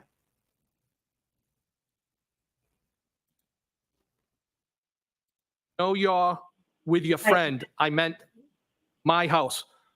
Probably after 8. Defendant said probably after 8. I responded, okay, if you don't wanna, that's fine, no pressure. Defendant responded, I will a drink. It looks like I tabbed the bubble with a question mark. I then said, what do you drink? Question mark. Are you out now? Question mark. Defendant responded, sorry, I'll drink whiskey if that's what you're having. I responded, haha, send me a pic of you two. Now, you had testified earlier about some occasion prior to the 28th when the defendant had come over your house in West Roxbury, correct? Yes. In this page that you just read, as well as some of the successive pages after that, is that sort of arranging for that to occur after she goes out or leaves from a friend out in Boston? I believe she was out with a friend that night in Boston, a female friend, yes. And that evening when she came over your house, about how long was she there? Not long. And so what happened when she arrived, or what, if anything, did the two of you talk? It was kind of more of this. It was a kind of a, wasn't an interrogation. It was a face-to-face version of trying to suss out and vet, like, what is this all about? Again, I mean, you know, I'm not proud of these text messages. It is what it is. I'll take responsibility for them. But, you know, John was a friend at the same time. And I certainly wasn't, if they were at the end of the relationship, they were at the end of the relationship. But I wasn't going to have somebody utilize me and weaponize me against somebody that I liked. And it was just a weird experience. It was, I don't even think either one of us finished. That's exactly what you were doing though. You were playing along. You were fine. You were right there for it, because at the end of the day, it gave you hope that you might be able to hook up with this chick. And maybe you had more than just nefarious. I'm thinking your intentions weren't just that you wanted to get laid with her, that you wanted to be with her. But yeah, you were fine with whatever transpired, so long as that was the end result. So yeah, in my opinion. Finished a drink. Come on, Kat. It was, like I said, it was this type of like, what is this all about? And then she left. I think I might have asked her to text me when she got in, so I knew she got home. Now, that evening or at any other point, Is he crying? at any other point in your friendship or your relationship, whatever, however you want to term it, was there any other sort of intimate contact beyond what you described occurring as she walked you out that night you were over at Mr. O'Keefe's house for the patrons? Are you asking if she ever kissed me again? I'm asking if there was any kissing, any sexual relationship, anything at all between yourself and the defendant. Absolutely not. In referring to my residence when she stopped by, it was just, I was very uncomfortable, and it was just an uncomfortable situation. Just a weird vibe. That's the best I can describe it. And lastly, sir, lastly, as it applies to this, turning your attention to the last page, number 118. And there's a couple different dates from the middle to the bottom of the page. Is that correct? There is. If I could ask you to start reading from, excuse me, where it says Sunday, January 23rd, 9:40 p.m. Defendant, so Sunday, January 23rd at 9:40 p.m., defendant texted me, phone works, and then an emoji with arrows going like both ways. And I responded, thought you were all set, question mark. Defendant said, with talking, question mark? No. I said, are you sure? And she didn't respond. And I believe I said, that was it for that, the 23rd. I'm sorry. So then the next date that any text communication was sent between the two of you would have been Friday, 11:32 p.m. Is that correct? That's correct. That would have been when we were at the waterfall. And again, what does the text say there? Well, That's from you to her. Is that correct? yes, And then the next text communication is the following day, or Saturday, the 29th at 11:54 a.m. Is that correct? yes. And who is speaking in that communication, and what is it? That is the defendant. And the defendant said, John died. And did you respond to that at all? No, And did you have any other communication with Ms. Reed following receiving that text message on January 29th? no, I have not. Thank you, sir. Ms. Gilman, you can take it.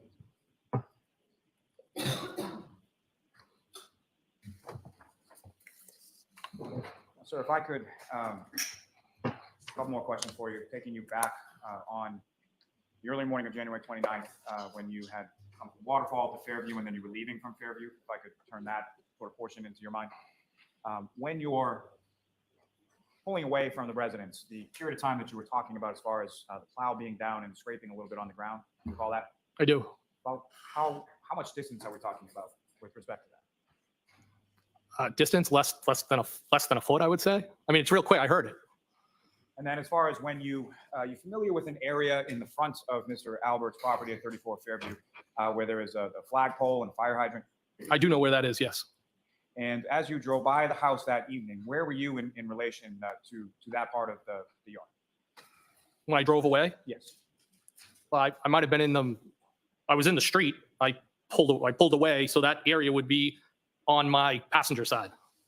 And so what I'm asking, sir, is as you pulled away, did you pull away alongside the curb? Did you pull to the middle of the street? Or where did you direct the vehicle to go as you were pulling away? Like any other time, I pulled away from the curb, and that's kind of it's a one-lane street, so to speak, and nobody was coming towards me. So just pulled out into the street, drove away. I may have a moment, Your Honor. Yes.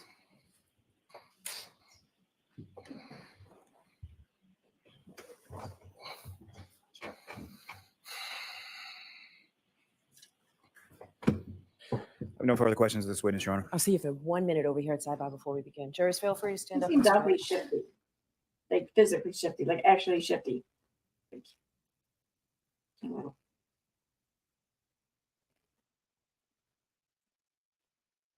Okay, can I put you down now? Come on, there you go. Don't. All right.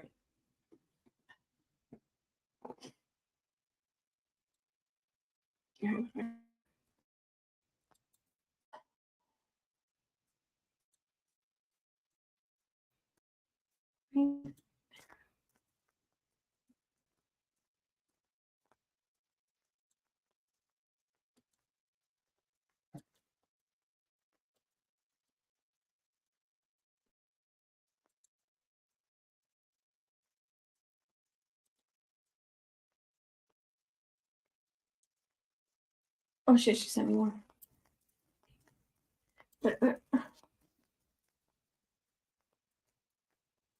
Why have I seen that before?